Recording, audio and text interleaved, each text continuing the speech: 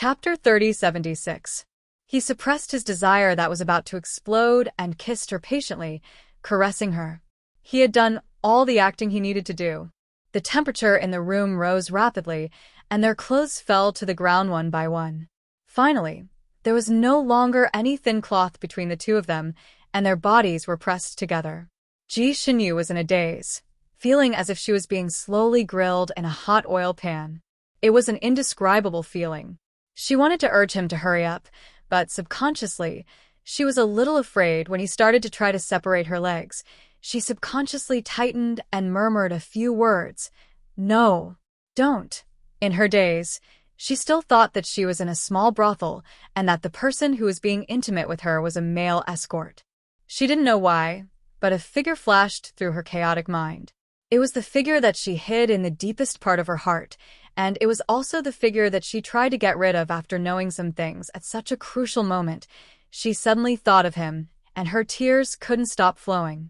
That person didn't want her anymore. That person was good to her, but he only treated her as a substitute for a certain princess. Now that he knew that she wasn't that princess, he didn't even want her to be a substitute. He had a verbal engagement with another woman, and now he was sleeping with another woman. She was running desperately here, and no one could save her. But he was in another place where spring was warm and flowers were blooming, making love with another woman, too tired to get out of bed, and she could only find a male escort that she didn't know to give her first time. Grievance, bitterness, sadness, hopelessness, fear. All kinds of negative emotions were stirring in her chest, and under the influence of the drug, she couldn't control these emotions at all. She wanted to cry when she felt wronged, and her tears almost formed a river. It wasn't unusual for a girl to cry on her wedding night, but most of the time, it was when they were really doing it, and they were too delicate, so they cried in pain. However, Rongyue Tianlan had never heard of her crying like this before the official start of the competition. At this moment, he felt like a rapist. It was impossible to stop at this time. Firstly, he had to use this method to cure her poison, and secondly, he was like an arrow on the bow. If he didn't release it, he would have problems holding it in. She was clearly the one who had been poisoned, but he felt that he had been poisoned as well. It was her poison, and there was no cure for it. Seeing her cry like this, Rongyue Tianlan's burning passion cooled down a little. He leaned over her body and wiped away the tears on her face with his fingers. He said in a hoarse voice, "Xinyu, don't be afraid. I'll be gentler. Don't cry." He thought that she was frightened. Ji Xinyu sobbed. "You? How do you know my name? You? What's your name?" In her daze, she still felt that she should know the name of the man who had taken her virginity, Rongyue Tian. He froze. A waiter. She actually thought that he was a prostitute. Those prostitutes weren't even fit to carry his shoes. No, why should he, a dignified, exalted immortal, compare himself to those prostitutes? That wasn't right either. Such an intimate thing could only be done between the two of them, but she actually thought that she was doing it with a male escort. No wonder she was crying like that. She had been wronged. Grievance. If she thought that the person being intimate with her was a male escort, she should have kicked him away. Instead of crying, what was the use of crying? If it was really a male escort doing it with her, he wouldn't stop even if she cried bloody tears. Chapter 3077. Rongyue Tianlan was enraged. His handsome face turned green and white. After a while, he gritted his teeth and pinched her chin. "Young man? Come, open your eyes and see who I am." He used a lot of strength, pinching her chin so hard that it hurt. The pain finally pulled her out of her daze. She blinked and tried to focus, finally seeing the man on top of her. That person's face was as if the landscape of the Fanine continent had been carefully painted by the hand of God. He was so handsome that it was soul-stirring. Rongyue Tianlan. He was Rongyue Tianlan. Her eyes suddenly widened, and her red and swollen mouth opened slightly. She said a few words in a hoarse voice. "Rongyue, exalted deity." Very good. She finally recognized him. Rongyue Tianlan breathed a sigh of relief and hugged her tightly again. He nibbled on her earlobe. "Don't be so stiff. Xinyu, call me Tianlan or husband." It was already bright outside. The light blue sky shone on the bed through the veil and jumped on her pale pink skin. There was sweat on her skin, and beads of sweat were sparkling like pearls. At this moment, the two's skin was touching each other. The smooth, jade-like touch, the pink and translucent appearance, coupled with her exquisite body lines, was enough to make any normal man's blood boil. Rongyue Tianlan's eyes seemed to have flames dancing in them. His breathing was rapid and heavy. He barely suppressed the burning desire and rubbed his body against each other, causing the temperature in the tent to rise even higher. He was waiting for her to call out his name, to call him husband. He thought that at this time, even if Ji Xinyu didn't call him husband, she would still call his name and ask him to continue. However, he didn't expect Ji Xinyu under him to suddenly struggle vigorously. Her face was red, and she pushed and shoved him. No, I don't want you, Rongyue Tianlan. I don't want you, Rongyue Tianlan. He felt like he was hit by a stick. There was a bang in his head. She would rather have a young man than him. Why? In her heart, he was less than a young man. No. In their previous interactions, she had clearly been moved by him. Perhaps it wasn't as passionate as he was, but she was really moved. After all, Rongyue Tian was a Casanova. He could still feel this. Since she had already fallen in love with him, even if he wasn't the number one choice in her heart, his status couldn't possibly be lower than that of an escort, right? There must be a misunderstanding. It was a big misunderstanding. Why don't you want me? Xinyu, come. Tell me. Why don't you want me? Rongyue Tian seemed to be coaxing her, but her voice was extremely strong. Tears flowed out of the corners of Ji Xinyu's eyes again. After being controlled by the drug, she was extremely weak and had no self-control at all. Not only could she not control her tears, she could not control her mouth to complain. You used me as a substitute. I don't want to be a substitute. I don't want to share a husband with others. I don't want to steal someone else's man. Her mind was muddled, and she couldn't control herself at all. She blurted out the most grievous thing in the depths of her heart. At the end of her speech, her tears fell down again. In the past, you didn't want me. Now, the one you want isn't me. I don't want you to force yourself to cure the poison. I also don't want you to force yourself. What she said was actually a little incoherent. Fortunately, Rongyue Tian was extremely intelligent, so he still understood the general idea. Chapter 78. Amidst his anger and amusement, his heart ached and swelled. He hugged her in his arms and said word by word, Xinyu, it was my fault for missing you in the past, but now I only have you, and only want you. There's no one else, and you won't share a husband with anyone else. Also, I didn't force you to detoxify the poison. In fact, he was very willing. If it was someone else, he would have broken down.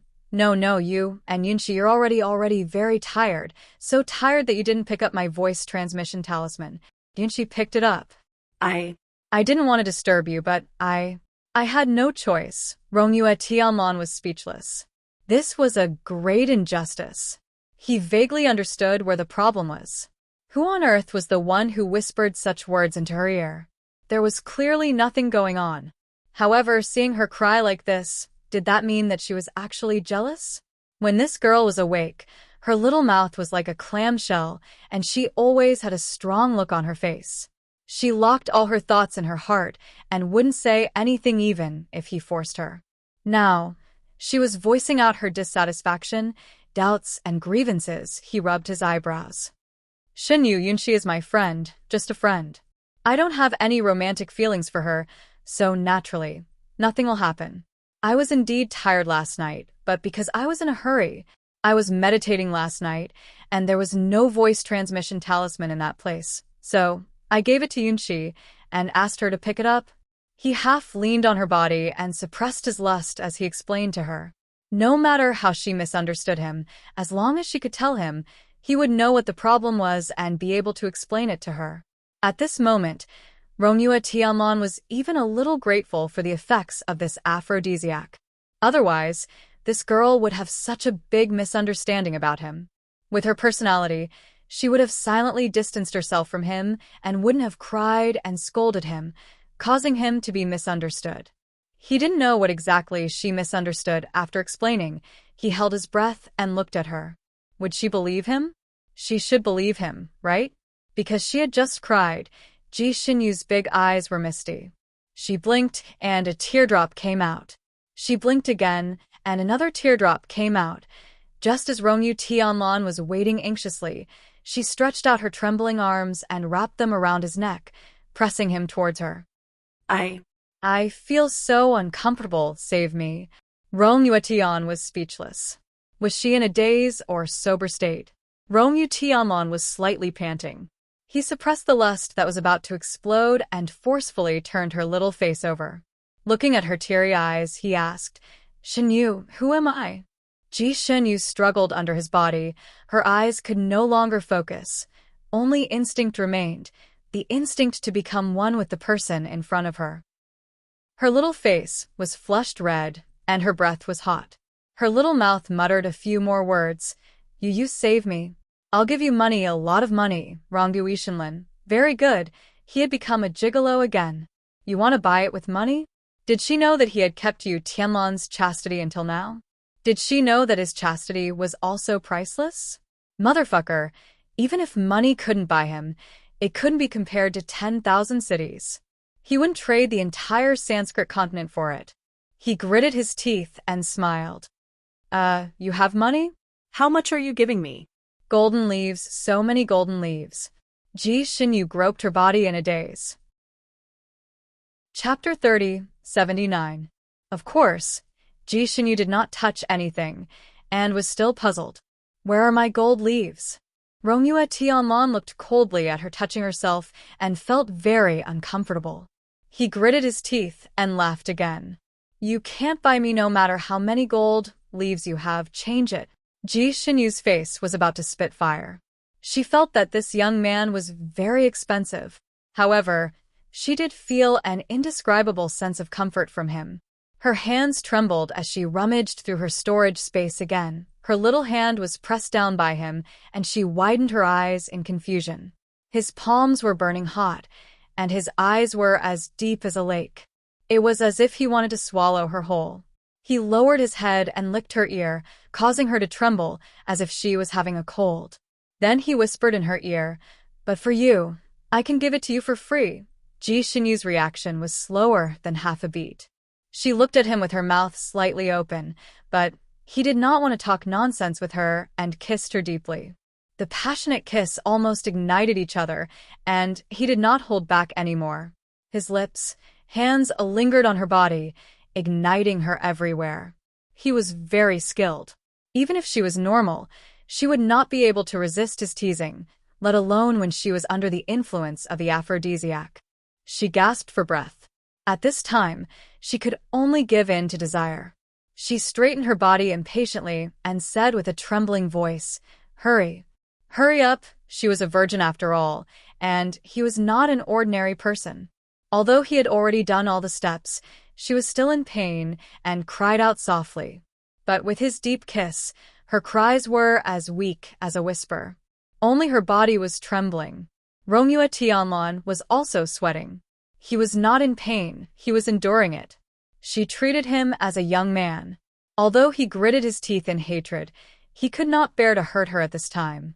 Seeing her trembling violently, he stopped and waited for her to get used to it. Does it hurt? She said with tears in her eyes. It hurts. Get out. She moved her body impatiently. He imprisoned her and kissed her, letting her relax bit by bit until she got used to it. After a hearty, he led her to the top again and again. Rongyu Tianlan looked gentle, elegant, and harmless. He did not seem to care about anything. However, at a time like this, he was still extremely domineering. It could be said that he held the absolute initiative. Sometimes it was fast, sometimes it was slow.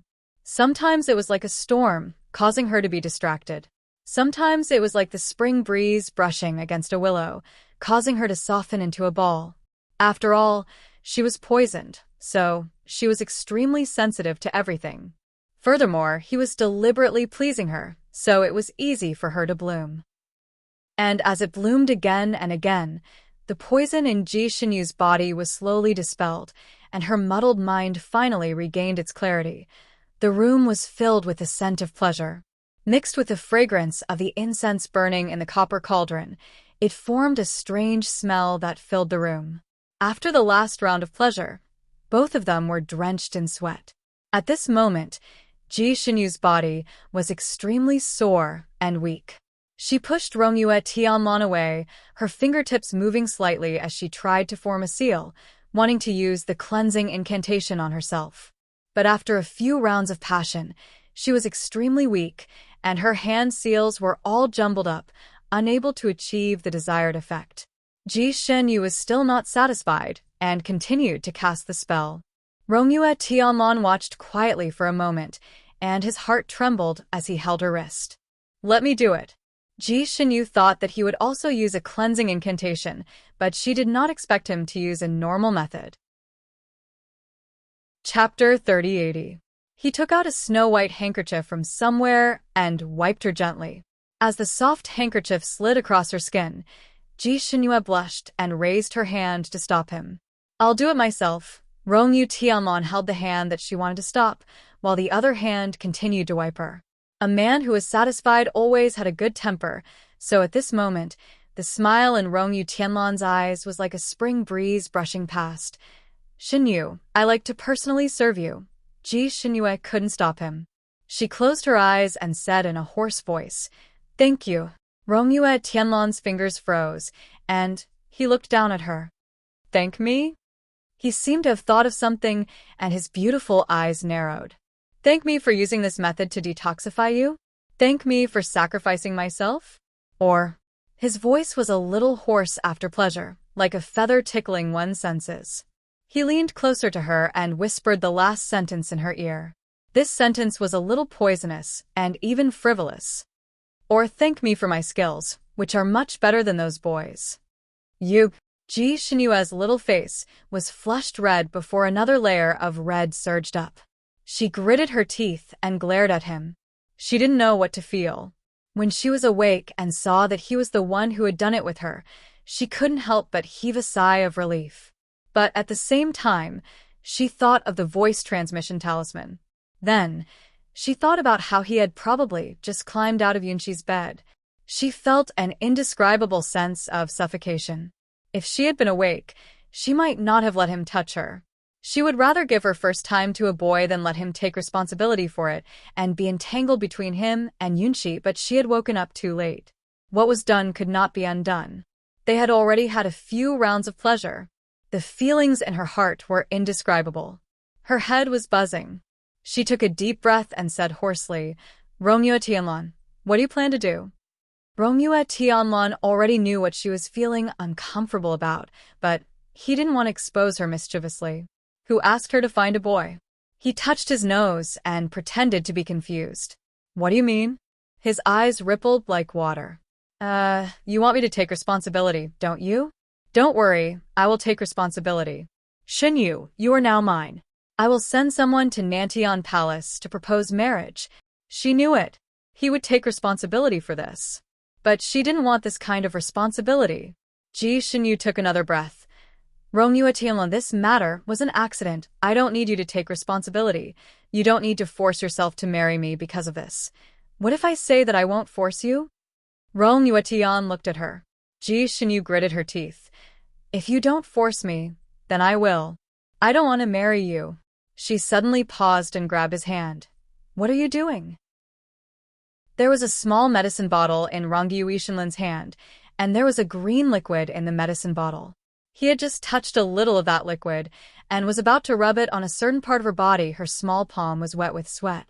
Rongyue Tian flipped his wrist and freed his hand from her small hand.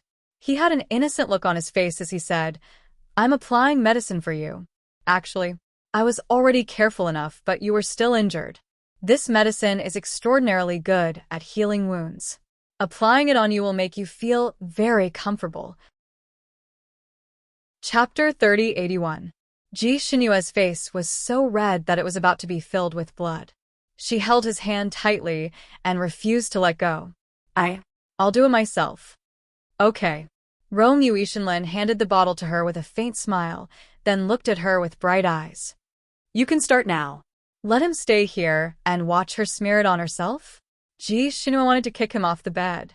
But her legs were sore the moment she moved, especially a certain part of her body, which was extremely painful and numb.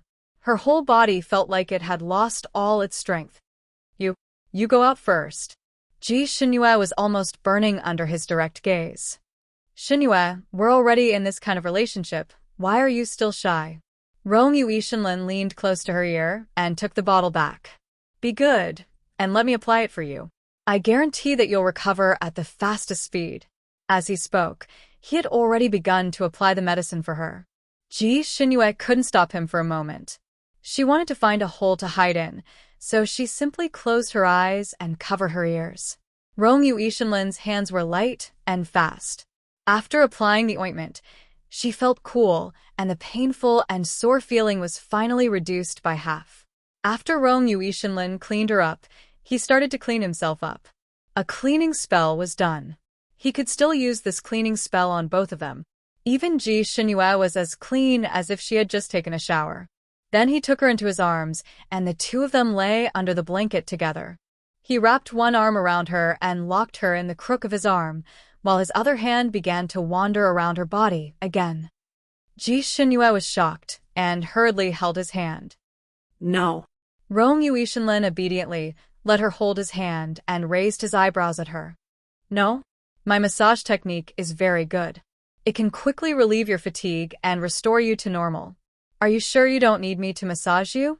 Ji Shinua was speechless. So he wanted to massage her, after all. She had been poisoned by an extremely strong aphrodisiac. Although the aphrodisiac was detoxified, its effects were still there. She had just woken up and was facing him who didn't play by the rules, so her mind was still in a mess. She wasn't really awake and her reactions were slow.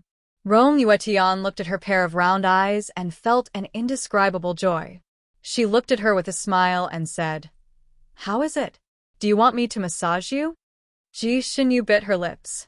Her lips had already been bitten by the flames of lust burning in her body, and now that she bit down on the original wound, she immediately felt a burning pain. Idiot, although I like you here, this is your own meat. Why are you biting it so hard?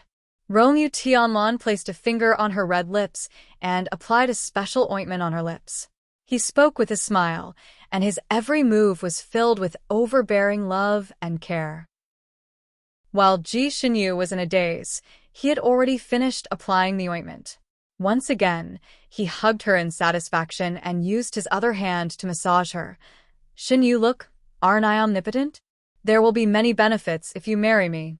A husband like me is hard to find. Husband? These two words seemed to stab Ji Shinyu. Her heart felt as if it was drowning, and she abruptly took a step back, avoiding his hand. She blurted out, You're quite skilled at this. Do you say this to every woman you've had sex with? Chapter 3082. Rong Yue Tianlan's fingertips paused. As he continued to massage her, he slowly said, I'm good at this because I'm a doctor. As for the other women, you're the only one I've ever had sex with. I'm a picky eater. I'm only interested in women I really like and want to marry. Liar. You and Yunshi, you just rushed over from Yunshi's place. I know you've spent a lot of time with her, so it's normal for you to have deep feelings for her. I don't want to come between the two of you. Rongyue Tianlan, I know men can have 3 wives and 4 concubines. You can marry her or me, but I can't accept it. So you want to quit? You don't want me even if you have this relationship with me? You're giving up on me so easily? Ji Shinue opened her mouth slightly. Why did he sound like a pitiful woman who was about to be abandoned? Rongyue Tianlan gently caressed her mouth. You want to eat me, so you don't want to admit it? Shinue, you can't be so irresponsible. Actually, a man's chastity is very precious. Ji Shinue clenched her fists. But you lost your chastity long ago. How is it long ago? It wasn't there just now, so I threw it on you. Rongyue Tianlan said righteously. This person was too thick-skinned. He had just crawled out of Yunshi's bed. Rongyue Tianlan, don't think I don't know. You can't hide this from me. You and Yunshi have already. Rongyue Tianlon suddenly leaned close to her and pressed his forehead against hers. Are you jealous? His breath was too close to hers. Ji Xinyue panicked and felt sour. She pushed him away. I just don't want to share a husband with someone else. Coincidentally, Yunxi is also a proud lady. She also doesn't want to share a husband with someone else. And I don't want to marry two women. It's good to only love one woman. It's tiring to have more. Then, you mean… Ji Xinyue suddenly seemed to understand something. So you abandoned her and chose me? Rongyue Tianlon face-bombed. He almost wanted to spank her. This girl was sometimes so smart that it was amazing. Sometimes, she was so dull that it made him want to punish her. Ji Xinyue, Yunxi is just a friend of mine. She and I are just friends. We don't have any romantic feelings for each other. That's why I didn't abandon her. If I had feelings for her in that way, I would never have come to pester you. Do you really think I'm a playboy? Ji Xinyue, I see that your misunderstanding of me is really deep. It's a pity that I've kept my chastity for thousands of years. Now that I've failed, I've lost my chastity to you. You're still trying to push me away and misunderstand me so much. What's even worse is that when you were poisoned, the first person you looked for wasn't me, but a waiter. Don't tell me that in your eyes, I can't even compare to a small prostitute. When she said the last sentence, the resentment in Rongyue Tianlon's eyes reached its peak, and she stared at her accusingly. Ji Xinyue stared at him, dumbstruck, her head buzzing, unable to react for a moment. Rongyue Tian took the opportunity to kiss her little mouth. Are you silly? Ji Xinyue had just woken up, so her mind wasn't very clear to begin with. With the bomb thrown out by him, she was completely stunned. Fake? Were his interactions with Yunxi fake? But why would such a personal voice transmission talisman be with Yunxi in the middle of the night? Yunxi also said that he was resting. Rongyue Tianlon saw her expression and knew what she was worried about. He tapped his forehead and decided not to tease her anymore. If he continued teasing her, his wife might become anxious. Chapter 3083. Without waiting for her to ask, he started to explain. There was a moment of silence in the room. Rongyue Tianlon's explanation was only a few words, but it stirred up a storm in Ji Xinyue's heart. She was stunned for a moment. So that's what happened. So Yunxi was just his friend. It seemed that Xie and Huang Luqing had added something to the images they showed her. Wait. Xie, Huang Luqing. Ji Xinyue suddenly jumped up. Oh no! She jumped out of Rongyue Tianlon's arms, which gave Rongyue Tianlon a fright. What's wrong? Ji Xinyue's palms were covered in cold sweat. She quickly looked outside. The thick curtains in the room blocked most of the sunlight, and only a faint white light penetrated in. Obviously, it was daybreak. What time was it now? Had the Great Array already started? There was no hourglass in the room. She was anxious and raised her hand to pull the curtains, wanting to open them to see the sun outside. Rongyue Tian reacted quickly and grabbed her hand. Idiot, what's going on? Are you still thinking about letting the people outside feast their eyes on you? Ji Xinyue. She looked down and felt like her whole body was burning. She was indeed naked. Rongyue Tianlon looked at her with a smile and added fearlessly, although you look very good like this, I'm selfish. I still want to keep my wife's body to myself. Ji Xinyue didn't know whether to cover her body or his eyes. If it was in the past, she would have kicked this sharp-tongued guy out of the window. However, she didn't have time to bicker with him now. She hurriedly looked for her clothes. Rongyue Tianlon saw her flustered appearance, and his heart skipped a beat. He raised his hand and took out a dress from his storage space and placed it in front of her. Wear this. It was a lake-colored dress, elegant and luxurious.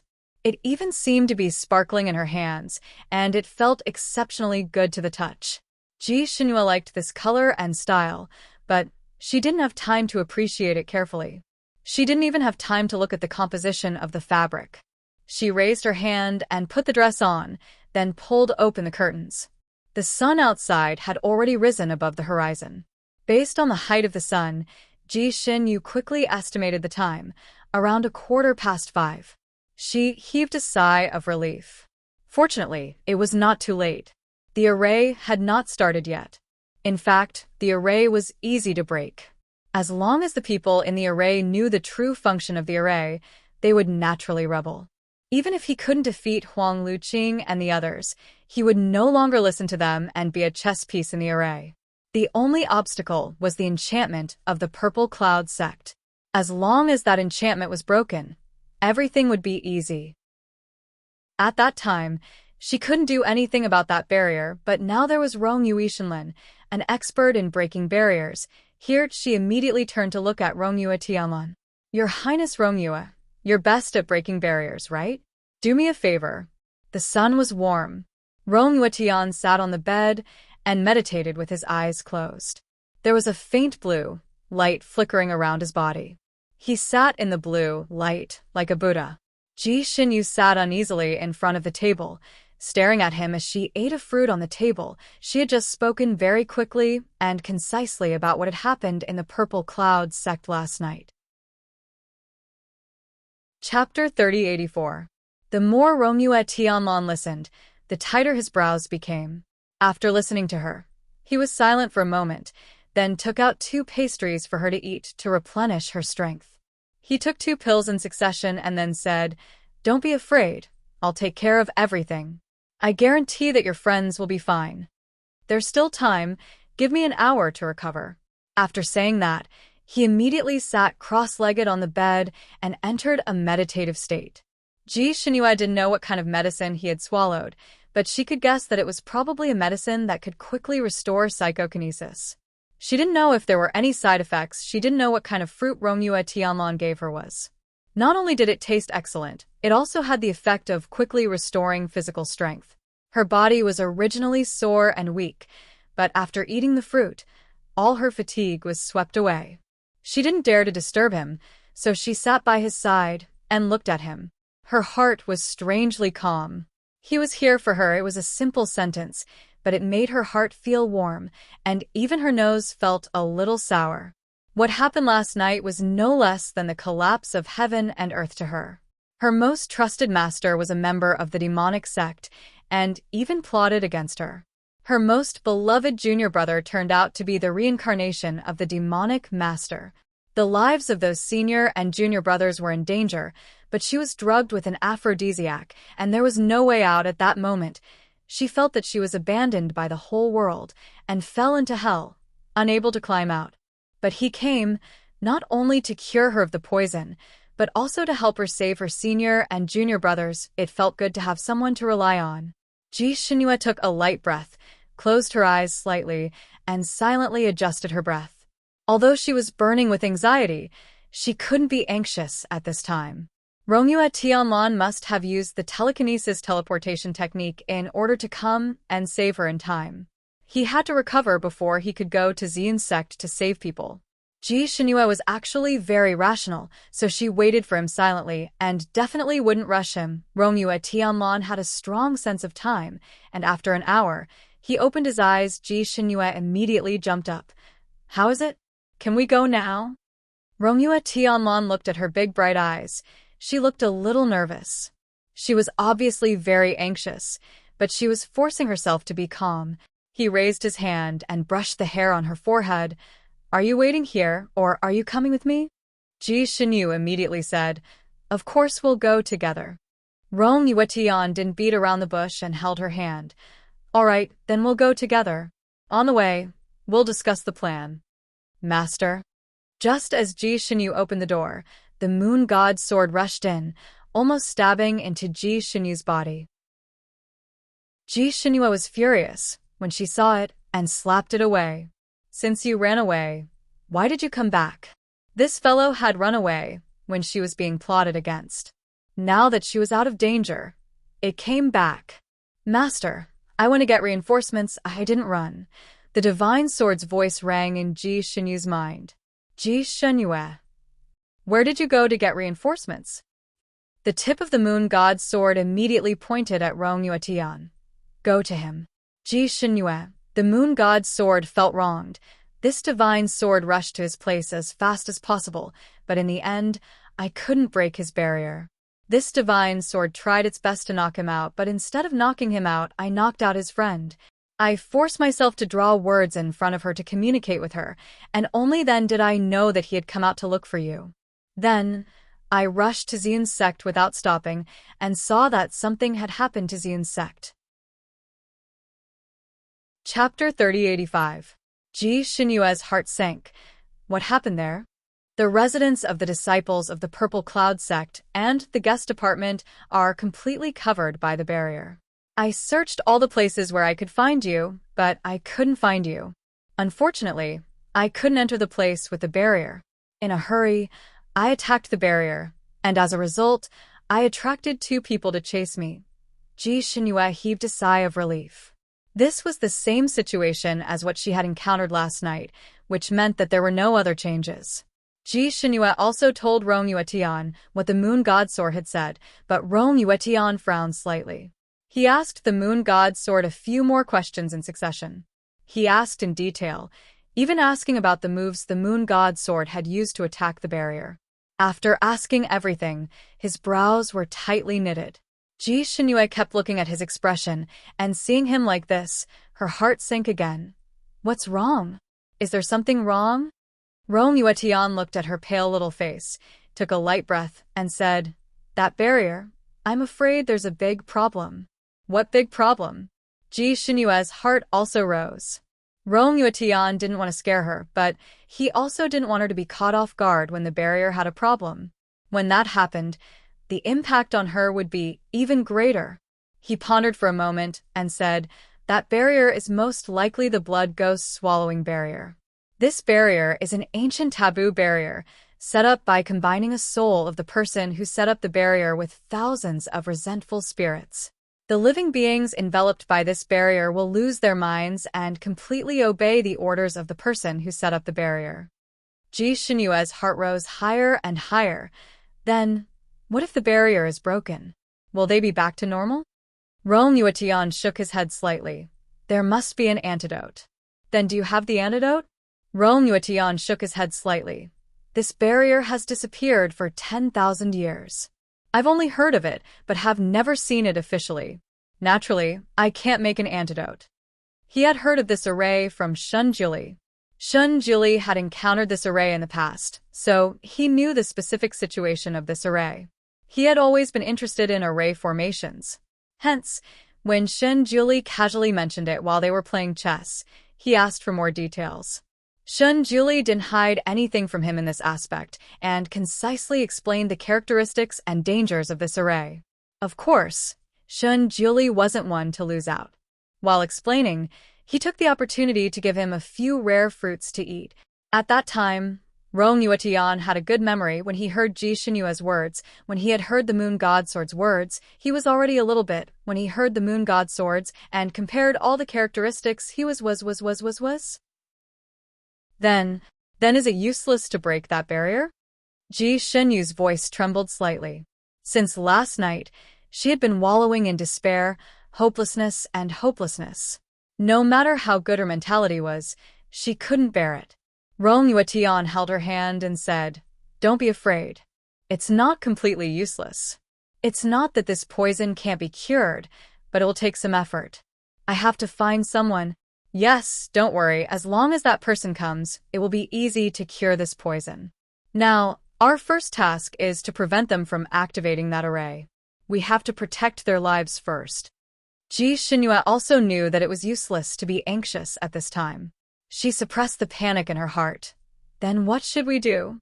Kill Xiejuk before the array is activated. First, he had to eliminate the source.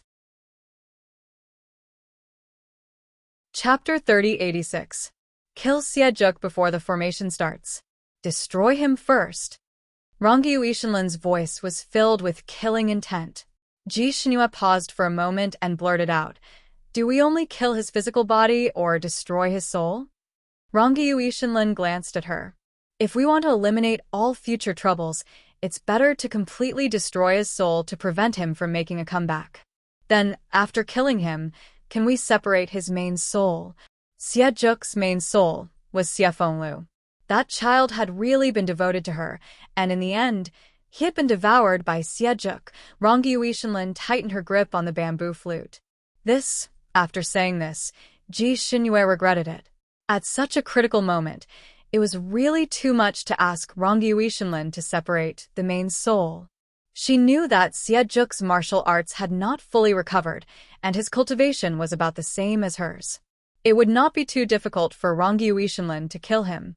However, Huang Luqing was a formidable opponent, and her master. These two people were the guardian elders of the demon world tens of thousands of years ago.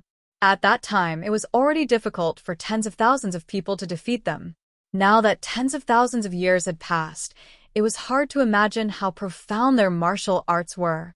However, they usually hid their true martial arts to deceive others. If Rongyue Shenlin wanted to kill Xiejuk, Huang Luqing and Sect Master Ziyan would definitely stop her. Although Rongyue Shenlin was an immortal, it would be extremely difficult for her to deal with these two people. However, time was very tight and she could not even find other reinforcements. It was too late to call for reinforcements at the last minute. What should she do? She originally thought that as long as Rongyue Shenlin broke the barrier and informed the people inside, there would be room for negotiation. Now, it seemed that it was not an ordinary problem. Not only would they not be able to save him, but they would also lose Rongyue Shenlin and her lives. At this time, even if she and Rongyue Shenlin used all their strength, they might not succeed. It would be too much for her to ask for anything else. Therefore, Ji Xinyu regretted her words the moment she said them. She hurriedly added, "You don't have to do it on purpose. It's better to break this formation and not let their schemes succeed." Rongyue Shenlin pulled her into his arms and rested his chin on the top of her head. He closed his eyes slightly and said, "Well, okay, let's focus on the overall situation." He paused for a moment, as if he didn't have the heart to say it, but he had no choice but to say it. "Xinyu, among your senior brothers, which one of them cultivates earth elemental techniques?" "It's fifth senior brother. What's wrong?" "Xinyu, the 5 elements formation restored by the Devil Master must have all 5 elements, and the leader of the 5 elements must cultivate to the level of a divine monarch. Without one, the effectiveness of the formation would be greatly reduced, especially for earth-type spells. Earth was the core, and without it, the formation would not be of much use. According to what I know, among your senior brothers and junior nephews, only your senior brother has cultivated to the level of a divine lord. If we really have no other choice, we will have to kill your 5th senior brother to protect the others. Do you agree?" Ji Xinyu's hands and feet were cold, and she stared at him with wide eyes. It was too cruel for her to make such a decision, but this was a cruel matter in the first place. Sometimes, it was necessary to sacrifice the rook to save the king at the crucial moment. She still had her own opinions and was decisive. She nodded slightly and said, "Okay." This word seemed to weigh 1,000 pounds. Chapter 3087. Rongyue Tianlan held her hand and said, "Don't be afraid. Even if you want to kill your 5th senior brother, you will only kill his physical body, and his soul will not be harmed. I have a friend who knows how to summon souls and gather bodies. After this, I will find my friend and ask him to revive your 5th senior brother. At most, he will sleep for a year. After a year, he will be your good senior brother again. How about that?" This time, Ji Xinyu's expression finally looked better. She let out a long sigh of relief and nodded vigorously. "Okay." Her tone was much lighter. Rongyue Tianlan could not help but laugh. He kissed her sparkling eyes and said, "Then it's settled." He then told Ji Xinyu about his plan. This plan was a little risky, but it was also the most likely way to succeed. Ji Xinyu nodded.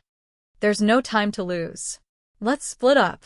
According to the plan they had discussed on the way, Rongyue Tianlan appeared first and went to find Sect Master Ziyun as an ignorant person.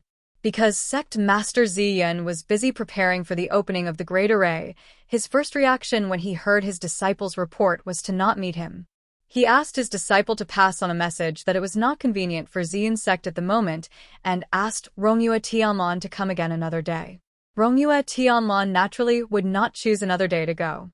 He used the excuse of wanting to see Ji Xinyu and directly barged into Ziyun's sect, At such a critical moment, Sect Master Zi Yun did not want to cause more trouble. Ji Shenyu had already escaped. If he told Rongyue Tianlan that Ji Shenyu had already left, Rongyue Tianlan might not believe him and search around Xian sect. It would be very easy for him to discover the enchantment in his disciples' courtyard at that time. It would be another trouble. Therefore, Sect Master Zi Yun wanted to minimize the trouble. He made up his mind to transform into Ji Shenyu to meet Rongyue Tianlan. His plan was very good. If he could fool Rongyue Tianlan, he would do so. If that did not work, he could still catch him off guard and plot against him. Sect Master Zi Yun's scheming mind was deep, but the person he met was Rongyue Shenlin, who had the same idea. Sect Master Zi Yun's martial arts were indeed strong, even stronger than Rongyue Tianlan's. However, Rongyue Tianlan knew many tricks. More importantly, Rongyue Tianlan was good at poison and setting up arrays. Grandmaster Zi Yun was inadvertently poisoned by Rongyue Tian, and then he was thrown into a maze by Rongyue Tian. He couldn't get out for a while. Of course, the commotion caused by Rongyue Tianlan also alarmed Huang Luqing. Huang Luqing had always regarded Rongyue Tianlan as a formidable opponent. When she saw his arrival, she naturally waited for him. Before Rongyue Tianlan came near the enchantment, he was intercepted by her. The two of them had a disagreement and fought. This time, Huang Luqing naturally didn't hold back anymore, and she used everything she'd learned in her lifetime. He was Sharkmen, who had been cultivating for tens of thousands of years. Before Rongyue Tian was born, he had already cultivated to the level of a mighty immortal. Now, his kung fu was close to that of a great deity. He was only one thunder tribulation away from that. Originally, Rongyue Tian wasn't his opponent, but after all, he had separated a part of his soul last night and condensed more than 10,000 malicious ghosts to set up the array. His power had been greatly reduced, and he only had half of his previous power left. In addition, Rongyue Tian was full of tricks in the fight. All kinds of kung fu that he had never seen or heard of emerged endlessly. At the beginning of the fight, Huang Luqing was slightly at a disadvantage. However, he wasn't in a hurry because once the Devil Lord's recovery array was officially activated, the enchantment supported by his soul would no longer need to be used. At that time, his soul would return, and his kung fu would increase greatly. Rongyue Tian wouldn't be his opponent. He could also take the opportunity to get rid of this person. It could be considered as getting rid of a formidable opponent for the Devil Lord in advance. Chapter 3088. The two of them fought fiercely. Huang Luqing was afraid that the shockwaves from their fight would affect the barrier, so he tried to lure Rongyue Tianlan elsewhere, away from the barrier. The barrier was extremely sturdy and could not be opened without the power of an immortal. The only person Huang Luqing was worried about was Rongyue Tianlan. As long as he lured Rongyue Tianlan away, even if the others came, they would be helpless against the barrier. Moreover, Xiejuk was still near the barrier. Once the array in the barrier was set up, the barrier would automatically disappear. Xiejuk would enter and use a special method to absorb the flesh and blood of the people in the array, completely returning to normal. Before this, if someone tried to break into the array, Xiejuk would be able to deal with them. Huang Luqing's plan was very good, but he forgot about Ji Shenyu, or perhaps he thought that he had already dealt with Ji Shenyu. Not only could the aphrodisiac poison he gave Ji Shenyu be removed by intercourse with a man, but if an ordinary man helped her remove it, her martial arts would be crippled, and she would become a complete cripple. Naturally, she would not be able to do anything. He was worried last night, so he secretly followed Ji Shenyu for a short period of time. Seeing that she went around looking for medical treatment to no avail and directly broke into the small attic, he was relieved and returned. At that time, his heart was completely at ease. He did not believe that the Devil Master would still be obsessed with a woman who had no martial arts and had been defiled by a boy. Of course, even if the Devil Master did not let go of Ji Shenyu because of Xie soul, she would no longer pose any threat to Xiejuk. His plan could be said to be flawless, but he forgot a sentence. The heavenly Tao is unpredictable, and he also forgot a sentence. The plan is not as fast as the changes. Ji Shenyu, who he thought had become a cripple, had quietly appeared in the Purple Cloud sect while he and Romue Tianlan were fighting in full swing. As soon as she appeared, she immediately tried to break the barrier. However, her skills were obviously not enough. The Azura saber in her hand danced like the wind, but she did not manage to cut open the barrier at all. The more she could not cut it open, the more anxious she became. Her palm was bleeding from the recoil of the saber hilt. She did not know if it was because of pain or anxiety, but tears streamed down her face. Don't waste your energy. You can't open it. Even if you do, the people inside won't listen to you. Siejuk finally couldn't help but walk out from the shadows. Let them go. Ji Xinyue's eyes were bloodshot as she pointed the tip of her blade at Siejuk. In just one night, she had become extremely haggard. Her face was pale, her eyes were red and swollen, and even her lips had turned pale. Siejuk's eyes darkened. He paused for a moment before saying, Xinyu, the demon world has been planning for so long. It's impossible for them to stop. Lil Nine, they are also your senior brothers. Back then, they treated you pretty well. Back then, how harmonious were our senior brothers? Do you have the heart to use their lives in exchange for your own power? You clearly could have cultivated for a few hundred years. Ji Shin, you still didn't want to give up on psychological warfare. Siejuk let out a short laugh as he looked at Ji Xinyue with his ink-black eyes. Then he shook his head slightly. I won't be able to cultivate back. He sighed softly. If I had revived normally, I would have been able to cultivate for a few thousand years and return to my previous state. However, my soul back then was too fragmented. It was originally a dead end where I could not return at all.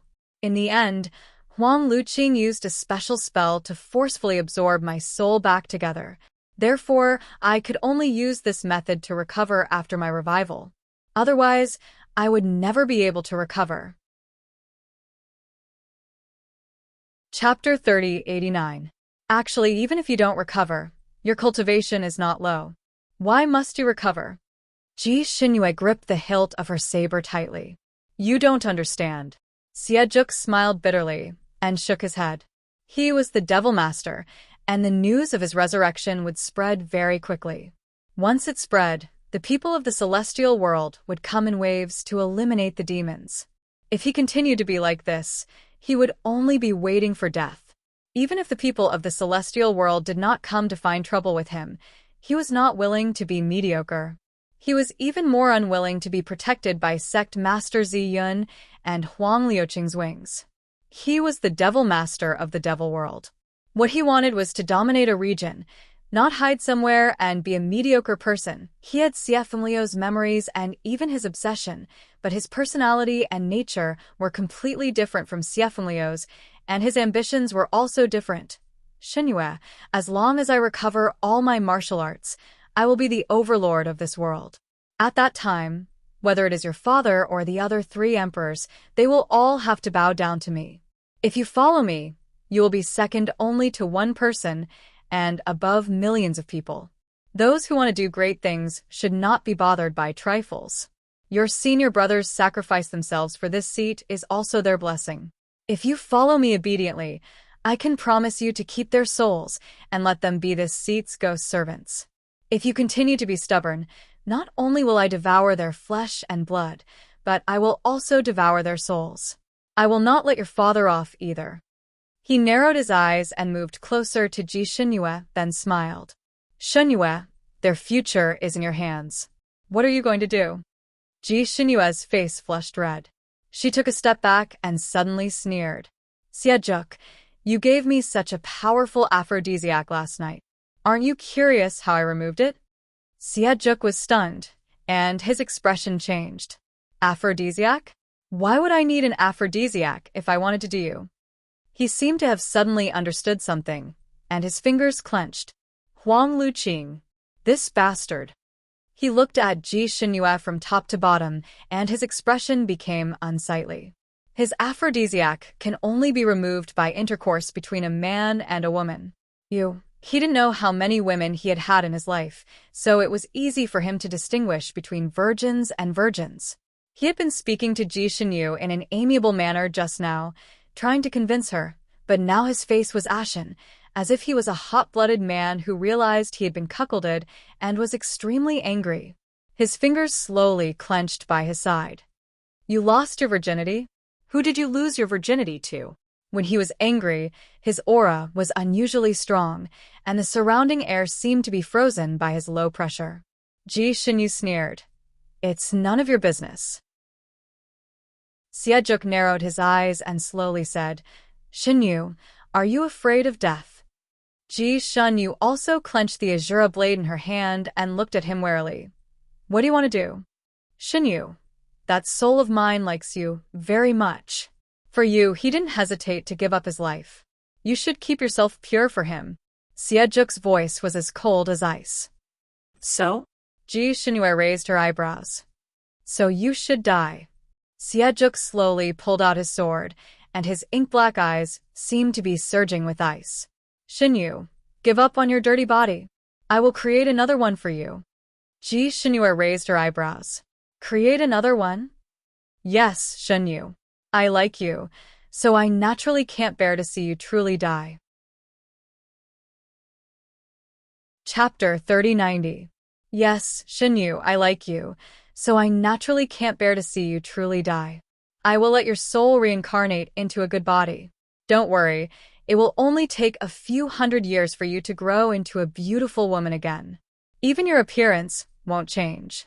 At that time, it will be the same if you marry me. I will wait for you. Ji Xinyu was speechless. She raised her head and laughed. Huh. You're really wishful thinking. Xiejuk, you keep saying that you like me, but I was tricked into this state by your subordinates. Instead of taking revenge for me, you want to kill me. Is this how you love someone? Xiejuk was speechless. I will naturally punish him to fight for justice for you. But, Xinyu, I can't tolerate a woman being unchaste, so... Ji Xinyu laughed out loud this time. I'm unchaste? Xiejuk, tell me yourself. How innocent are you? As far as I know, you had many concubines tens of thousands of years ago, right? Men and women are different. Women should be faithful to one person, but it's normal for men to have 3 wives and 4 concubines. He saw the slightly mocking smile on Ji Xinyu's lips and felt uncomfortable. He added, as compensation, after I marry you in the future, I can make you my empress. No one can surpass you. Ji Xinyu's answer was to stab him. Dream on. Her stab was filled with anger, and its power was astonishing. Xiejuk's handsome face darkened. That's not up to you. The two of them were locked in a fight here.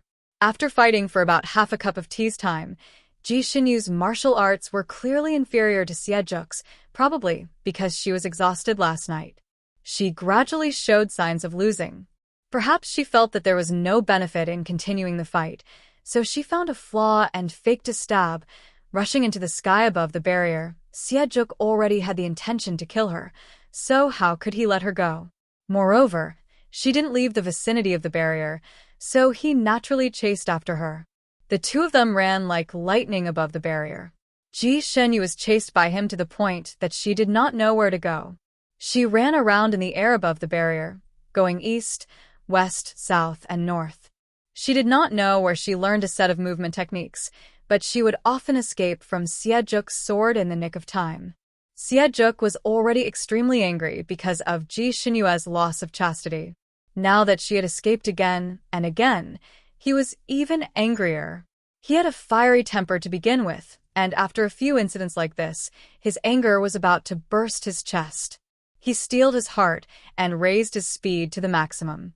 The palm sword turned into a black beam of light and pierced towards Ji Xinyu's back. At this moment, Ji Xinyu had already run to the center of the barrier. Hearing the fierce wind behind her, she suddenly stopped and turned around. Pooh! With a bang, blood splattered everywhere. Xiejuk's sword had pierced through her chest and came out of her back. Her body suddenly swayed, and with a hoarse cry, she fell down. Although Xiejuk was determined to kill her, after seeing her get hit by the sword, his heart suddenly ached. He leaped up and caught her in the air. He hugged her, who was covered in blood, in his arms. Xinyu, Just now, he had stabbed out with his sword in extreme anger. This sword contained the demonic energy of the Devil Master. If it stabbed an ordinary immortal, it would instantly cause their soul to dissipate. Even if it stabbed a divine lord like Ji Xinyu, even if their soul did not dissipate, their physical body would definitely die, and even their soul would be severely injured. Chapter 3091. He only wanted to kill her physical body, but he did not want to hurt her soul. Therefore, the moment the sword hit her, his face turned pale. His sword had clearly hit her vital point, and blood gushed out from her wound. When Xie held her in his arms, his robe was stained with blood. When the blood touched his hand, he felt as if he was burned. He looked down at her. Her face was terrifyingly pale. Her eyelashes were slightly closed, and her lips opened a few times as if she wanted to say something. However, she was already close to death, and she could not speak. Xie fingers trembled slightly. He subconsciously used his hand to cover the wound on her chest and whispered into her ear, "Xinyu, what did you say?" At the same time, he used his psychic power to check how injured her soul was. As soon as he did so, his expression changed drastically. Her soul was so weak that it was almost undetectable. While he was in a daze, there was a sudden gust of wind behind him. He was distracted. By the time he realized that something was wrong and wanted to dodge, it was already too late. "Young master, be careful." A loud shout accompanied by an even stronger gust of wind rushed over. Clang, bang, puffed. 3 strange sounds rang out one after another, making it impossible for anyone to react. Clang. The sound of metal clashing rang out. Bang. Someone was sent flying by the huge force of the collision. As for the puffed sound, it was because the sneak attack from behind was too fast and too close. Although the flying sword was deflected, it was only deflected.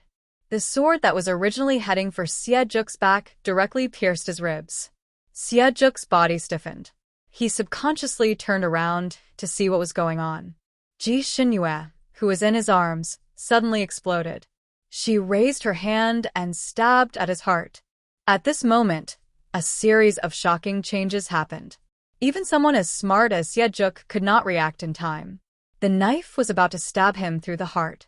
He hurriedly threw her out. His movements could not be said to be slow, but the distance this time was too close. Although he had thrown her out, the knife still stabbed into his chest, almost piercing through his heart. Xie staggered 2 steps back.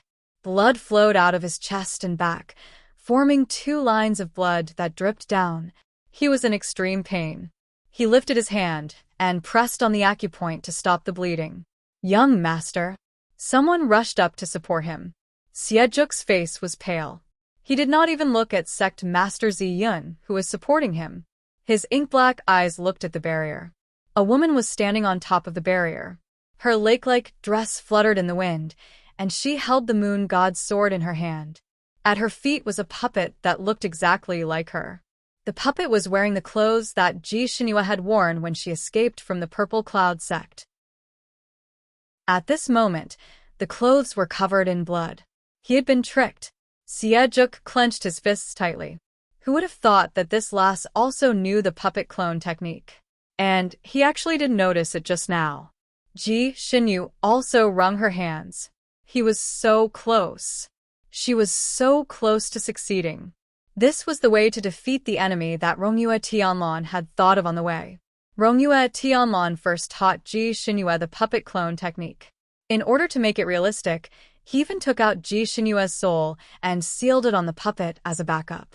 After arriving at the Purple Cloud sect, he would try to lure the 2 powerful enemies away. Then, Ji Xinyu would release the puppet with the Azura saber to cut the barrier and lure Xie out of the shadows. Because the puppet had Ji Xinyue's soul, and the puppet was holding the Azura saber. Chapter 3092. Because Ji Xinyue's soul was in the puppet, and the puppet was holding the Azura saber, the conversation was done by Ji Xinyu controlling the puppet in the dark. It was no different from a conversation between her and Xie. Xie was indeed tricked. According to Rongyue Tianlan's calculations, Juk had to be angered to chase after her, without caring about anything else. Juk's blood rushed to his head, and he naturally could not calm down, so he did not hold back when he attacked. If he killed Ji Xinyue, his mind would definitely be shaken, and he would be distracted for a moment. And the real Ji Xinyue, who had been hiding in the dark, would take advantage of this moment to take out the moon god's sword and launch a sneak attack. Coupled with the puppet's final attack, this plan could be said to be perfect and foolproof. Juk should have died without a doubt. But she did not expect that someone would suddenly appear. Sect Master Zi Yun actually broke through the maze at this time and saved Juk. Sect Master Zi Yun was too anxious to save Ji Xinyue.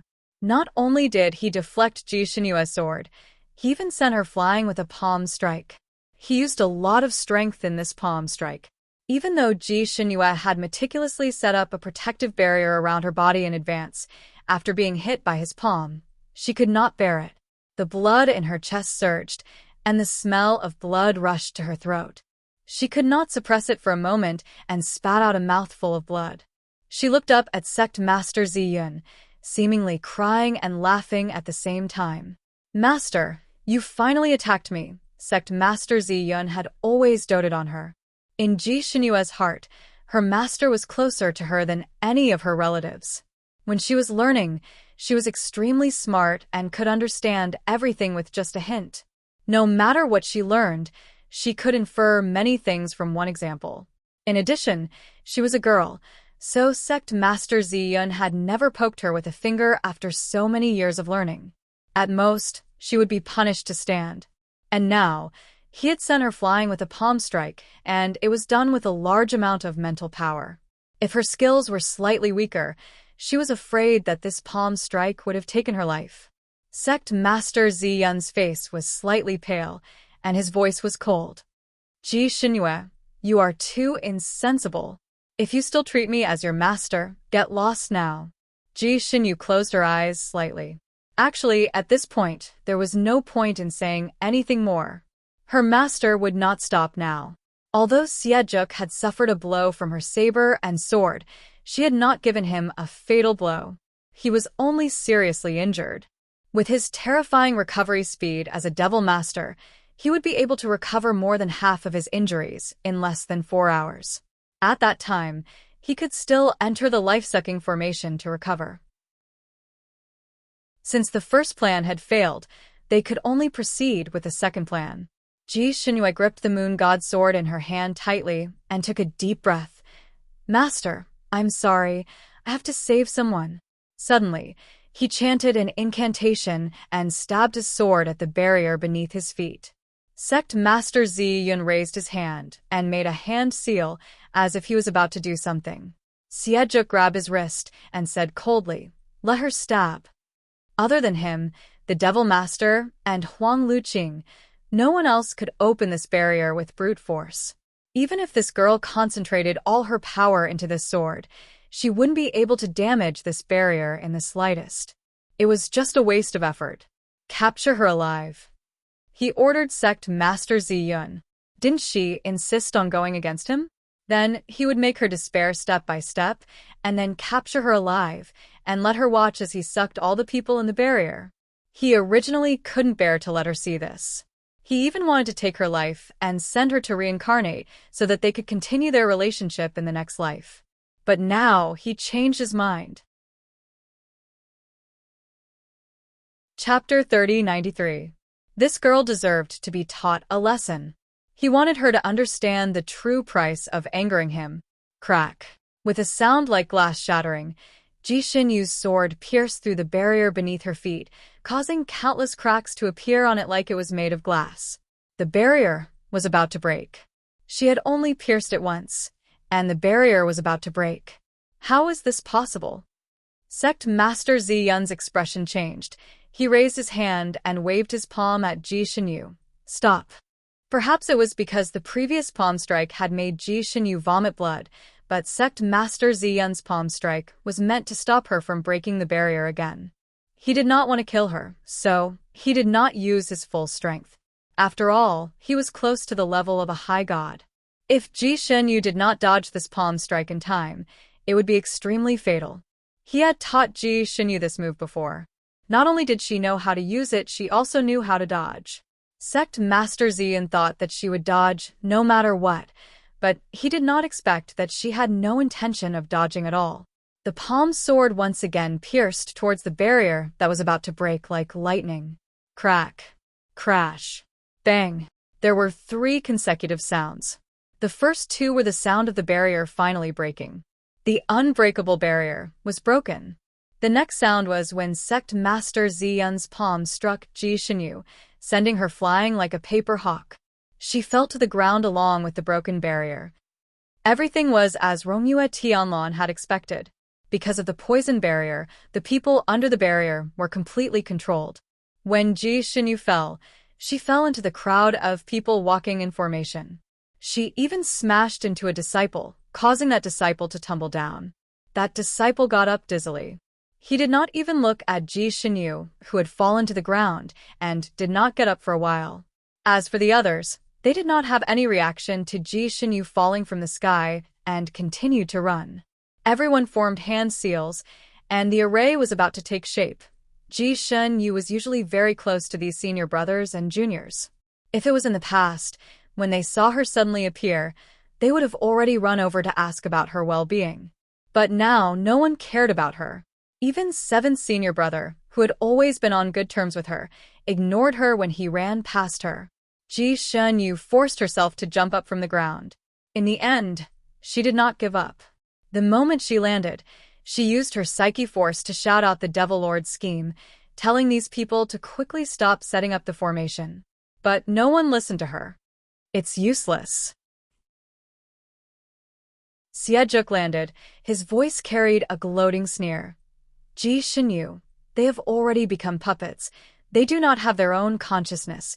Even if you break this barrier, you will not be able to stop anything. They are dead for sure.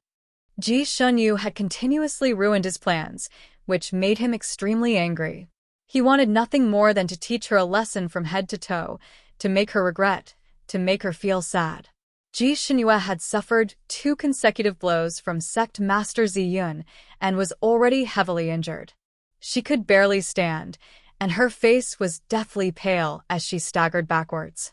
Xiejuk wanted to grab her personally. His figure flashed, and he wanted to rush forward, but Sect Master Ziyun stopped him. Young Master, this array formation will be set up in 15 minutes. Young Master needs to recuperate first. I will deal with her. Xiejuk paused. He naturally understood the importance of the matter. He took a deep breath and coldly ordered, "Don't show any mercy, kill her. Just leave her a soul." Sect Master Ziyun's fingers tightened slightly. Young Master. Actually, you can spare her life. After all, she is a romantic. Chapter 3094. I am not Xiefenglu. I can't be as tender and protective as him. This woman's body is already dirty. There's no point in keeping her. Sect Master Ziyun was stunned. This time, his meeting with Ji Xinyu was too hasty, and under such circumstances, he had yet to see Ji Xinyu's face clearly. Hearing Xiejuk's words, his heart sank, and his gaze fell on Ji Xinyu. With his eyesight, he could naturally tell that Ji Xinyu was no longer a virgin. What's going on? He couldn't help but ask. Wasn't she fine when she escaped yesterday? Ji Xinyu swallowed the blood that was about to rush up her throat and continued to retreat step by step. She sneered, "You should ask this demon master." Sect Master Ziyun's gaze immediately turned to Xiejuk. Xiejuk said coldly, "It was Huang Luqing who did it.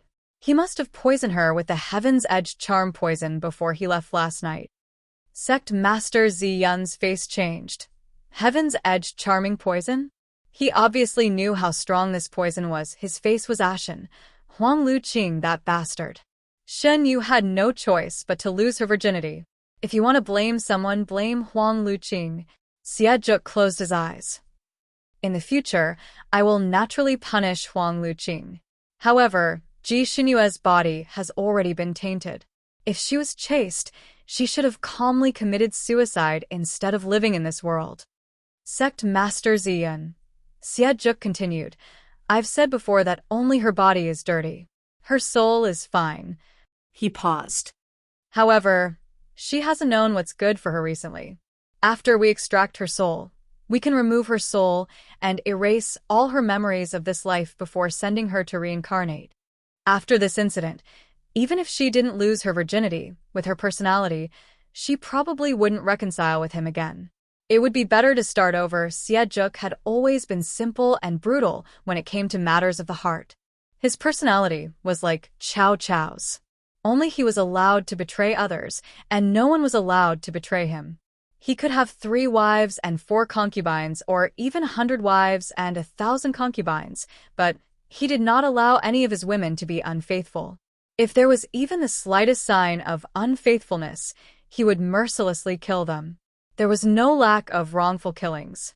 Not only did he kill them, but he also dispersed their souls so that he would not be upset when he saw the reincarnated woman in the future. Ji Shinyu had failed him time and time again, and had even been tainted by other men. If it were any other woman who had done the same to him, he would have long since executed them with 1,000 cuts, and even their souls would have been smashed into pieces. He felt that treating Ji Shinyu this way was already an extraordinarily lenient act. It was only because he loved her very much that he did this. After all, Sect Master Ziyun had stayed by his side for many years and naturally understood his temperament. Hearing such an order, although his heart sank, he was not surprised. Once the Demon Lord command was issued, it could never be changed. Although Grandmaster Ziyun was reluctant to part with his disciple, he had no other choice. He looked at Ji Shinyu, his eyes filled with struggle and helplessness. "Shinyu, you asked for this." Ji Shinyu seemed to have realized that something was wrong. She staggered backwards as fast as she could while pleading with Sect Master Ziyun. What she said was nothing more than what had happened between master and disciple in the past. By the time she finished speaking, her eyes were already filled with tears in Sect Master Ziyun's heart. Ji Shinyu was like his own daughter, the person closest to him. Now that he had to kill her with his own hands, he could not bring himself to do it. When he heard what Ji Shinyu had said, his heart felt like it was being cut by a knife. Although he held the treasured sword in his hand, he could not bear to be ruthless. He struck out a few palms at Ji Shinyu, but Ji Shinyu used a strange movement technique to dodge them all. Chapter 3095. The two of them, one chasing and one fleeing, shuttled through the crowd of people in the array. Ji Shinyu seemed to be in a panic, running around in the crowd.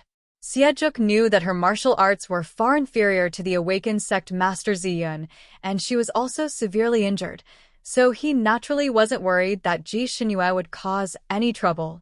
He paused for a moment, then sat down cross-legged, wanting to recover. After all, the array was about to start. "Left Protector, hurry up," Sejong urged. He didn't want Ji Shinyu to still be in the array when he activated it.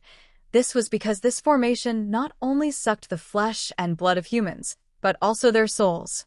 When he told Ji Shinyu that he could keep these people's souls, it was just a lie to trick her. He was actually still wary of the Moon God sword in Ji Shinyu's hand. After all, Ji Shinyu had used this sword to break through the barrier just now, shocking everyone. He subconsciously felt that it was because of that sword, so he still warned Sect Master Ziyun, "Be careful of her sword." Sect Master Ziyun was actually very puzzled. He had not used his full strength when he first attacked, but after being dodged by Ji Shinyu's special movement technique, he became a little anxious. Who did this girl learn this set of body movements from? How strange! The time to activate the array was about to arrive. Once the array was activated, no one would be able to escape. If he didn't kill her now, he was afraid that both of them would die here. He steeled his heart and was about to use his killer move when he suddenly heard a scream from the center of the array. He was shocked and subconsciously turned around, only to see his fifth disciple, who had originally set up the array, lying in a pool of blood with Ji Shinyu's Azura saber stabbed into his back. Old 5. He turned pale with fright and widened his eyes in disbelief. How is this possible? This Azura saber could actually move on its own. Damn it, he only paid attention to that Moon God sword. He didn't expect that this saber would suddenly have such a strong intelligence. Because the disciples who were setting up the array had their minds controlled, they could only react instinctively and move according to the formation that they had rehearsed beforehand. Half of their minds were still controlled by Sect Master Zi Yun and Huang Luqing. Normally, if they were attacked under the control of these people could still counterattack and dodge, and their martial arts were even better than usual. His reaction would also be very fast. But now, Huang Luqing was entangled by Rongyue Tianlan, and Sect Master Zi Yun was chasing after Ji Xinyue. Furthermore, Sect Master Zi Yun had never thought that Ji Xinyue would try to assassinate her fifth senior brother, so she was completely unprepared for this. That saber came and went like a ghost. Without any warning, it suddenly appeared and stabbed that disciple with the force of a thunderbolt. The fifth disciple lay motionless on the ground. It was unknown whether he was dead or alive. He couldn't care less about Ji Xinyue. With a leap, he pounced towards the fifth disciple. He still had a sliver of hope in his heart. Although his fifth disciple had been stabbed in the heart, he was still a monarch god. As long as his head wasn't chopped off and he was saved in time, he wouldn't be killed so easily. Ji Xinyue also felt a sharp pain in her heart the moment her fifth senior brother fell to the ground. Fifth senior brother doted on her and even saved her life once. The two of them drank together. When she was depressed, fifth senior brother would come to comfort her. But now, for the sake of the big picture, she had no choice but to kill him with her own hands. She knew that after her fifth senior brother was stabbed, he would lose his life. Because her Azura saber and Moon God sword had been dealt with by Rongyue Tianlan beforehand. Chapter 3096. Her Azura saber and Moon God sword had been dealt with by Rongyue Tianlan beforehand. Whether it was a saber or a sword, as long as it pierced a person's heart, no matter if they were a divine lord or an immortal, they would all die. They couldn't be saved. The two plans that Rongyue Tianlan and she had made could be said to be extremely meticulous. If one plan failed, they would immediately use the second plan. Moreover, these two plans complemented each other, making it impossible to guard against. For example, breaking this barrier was not only due to the Moon God sword's contribution, it also included some special techniques. Since Rongyue Tianlan had heard about this array from Shun Juli, he had naturally heard the Great God talk about the solution to this array. Moreover, the Great God's solution was also very different. Even Huang Luqing, who set up the array, did not know this solution. This solution was simple, but not simple. It required 3 conditions. First, the blood of the person who broke the array, and the blood of the Demon King, who needed to use this array to suck human flesh and blood, dripped onto the barrier. Second, there was a meteoric iron sword that could break all solid fortresses. Third, the person who broke the array had to be stronger than a divine lord, and was a woman. And Ji Xinyue had met all 3 conditions. Her blood had long been taken out and stored in a puppet. Although she had failed to assassinate Xiejuk, she had still successfully stabbed him, causing his blood and her blood to drip onto the barrier. Everything that happened after that was logical. Even the smart Xiejuk and Sect Master Zi Yun had fallen for her trick. Now, she had finally succeeded. After killing fifth senior brother, this array could not be set up in a short period of time. However, personally ending her senior brother's life still made her heart ache. However, she could not care less about being sad at this time. Just as Sect Master Zi Yun leaped towards fifth senior brother, she took the opportunity to raise her hand, and the Moon God sword in her palm shot towards Xiejuk, who had just stood up in shock. This demon was the culprit. He was the cause of all this tragedy. Even if she had to risk her life, she had to get rid of him to prevent future trouble. She used all her psychic power in this throw. The sword split into 6 in the air, and a cold light flashed, sealing off all of Xieju's escape routes. Xiejuk could not avoid it, and his expression changed drastically. Young master, be careful." There were 2 exclamations, one long and one short. A figure pounced on Xiejuk like lightning and pushed him to the ground.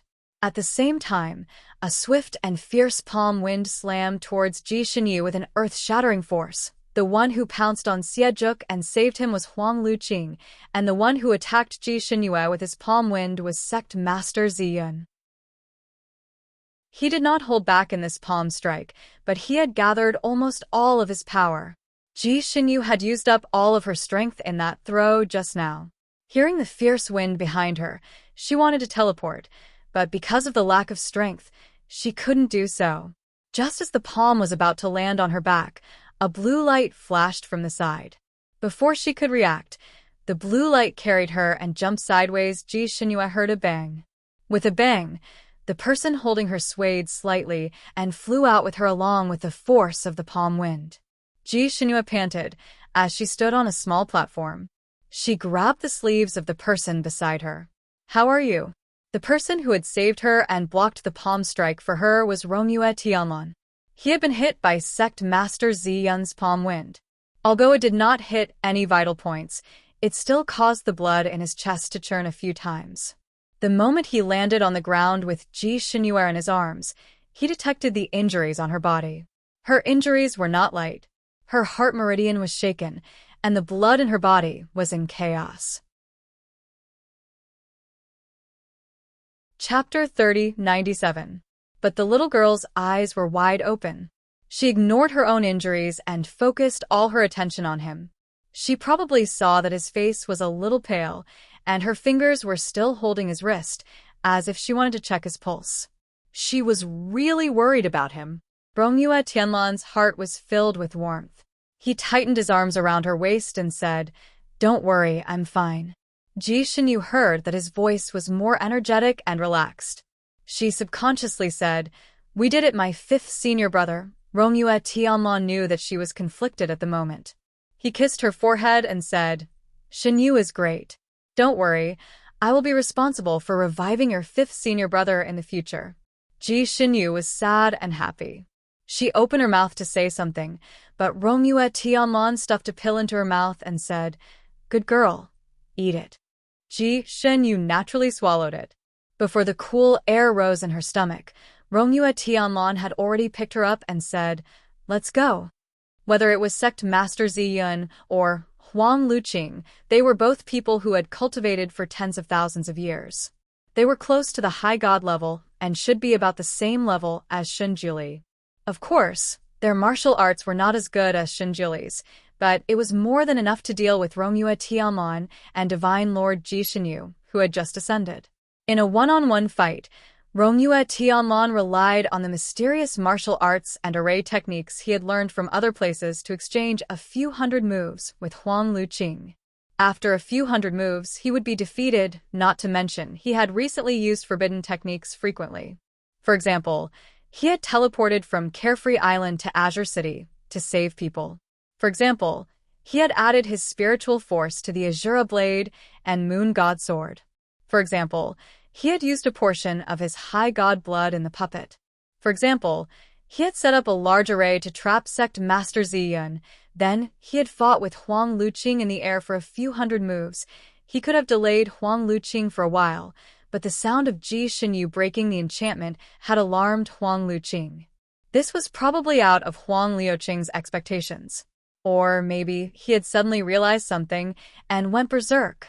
He tried to break free from Rongyue Tianlan's entanglement and return to the array. But Rongyue Tianlan tried his best to buy time for Ji Xinyu until Rongyue Tianlan sensed that there seemed to be movement of Sect Master Ziyun in the enchantment below. He was immediately shocked. Fearing that Ji Xinyu would suffer a great loss at the hands of Sect Master Ziyun, he immediately turned around and left. He and Huang Luqing arrived almost at the same time. The moment he arrived, he saw Ji Xinyu brandishing her treasured sword to assassinate Xiejuk, while Sect Master Ziyun mercilessly struck Ji Xinyu with his palm in order to save her. Huang Luqing and he had pounced on different targets, each saving the people they cared about the most. Rongyue Tianlan's back was still swept by Sect Master Ziyun. If it was in the past, it would be fine. However, under his continuous consumption of energy, he could not hold on any longer. Now that the crucial fifth disciple was dead, Rongyue Tianlong naturally did not want to continue fighting in a situation where they were outnumbered. He carried Ji Xinyue and was about to run. He made a hand seal with his fingers and was about to use the teleportation technique to escape. Unexpectedly, as soon as he flew up, a large blood-red cover came down from the sky, trapping everyone inside. Rongyue Tianlong's expression changed. Blood Demon Shield. He suddenly raised his head and saw Huang Luqing standing there, smiling coldly at them. Do you think you can destroy my array like this? Since that disciple was killed by you, then you can take his place. His voice was cold, as if he was an emissary from hell. Flipping to the next page, there was a surprise. It was a surprise for Mumu. Little friends, do you see the voting button? Reach out your little hand and click on it. You can vote all your monthly votes and recommendation votes. It was the last day of the month. The monthly votes would be invalid if they did not vote. Boo-hoo, the monthly votes were the lifeblood of the author now. Mumu tearfully begged for everyone's support. Moi. There will be an update in the evening. Chapter 3098. The Blood Demon Shield was a taboo technique of the superior mermaid race. It was connected to the soul of the person who set up the shield. They were bound together for good or ill. Once this shield was set up, unless the person who set up the shield wanted to release someone, there was no way they could escape. Of course, the person who set up the shield also couldn't leave.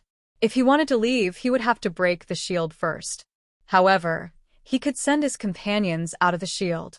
In other words, Huang Luqing could send Xiejuk and Sect Master Purple Cloud out of the shield, but he couldn't. Unless he didn't want to restrain Rongyue Ishinlin and Ji Xinyue. After this shield was set up, those who were covered by it wouldn't be able to escape, no matter what. They could only desperately fight with the person who set up the shield and kill them in order to escape. Rongyue Ishinlin was indeed someone who dealt with array formations and magic shields all year round. As soon as he saw the shape and color of the shield, he recognized it. His heart sank to the bottom of the earth. In terms of true martial arts, he was inferior to Huang Luqing, much less Sect Master Purple Cloud, who was on the same level as Huang Luqing. He feared that this would be a battle of life and death. Although Ji Xinyue didn't recognize what this shield was, she could tell that it was unusual from Rongyue Ishinlin's frozen body. She held his hand. What's wrong? Rongyue Ishinlin didn't speak. He gently patted her hand and stuffed a medicine bottle into her palm. Then he pulled her behind him and said to her with a sound transmission, "You are heavily injured. If there is a chance, immediately leave and use a teleportation technique to escape to Carefree Island. There is an extremely powerful enchantment there that outsiders cannot easily break in. You can heal there and wait for reinforcements." Ji Xinyue's heart sank. "What about you?" I will also look for a chance to escape and call for reinforcements. But the distance to call for reinforcements is far too long. It will take at least 2 or 3 months. You can wait on Carefree Island.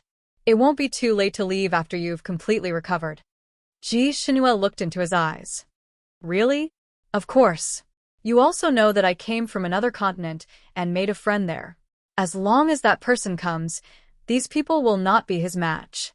Your senior apprentice brother's revival will also depend on him. Don't worry. Rongyue Tianlong reassured her.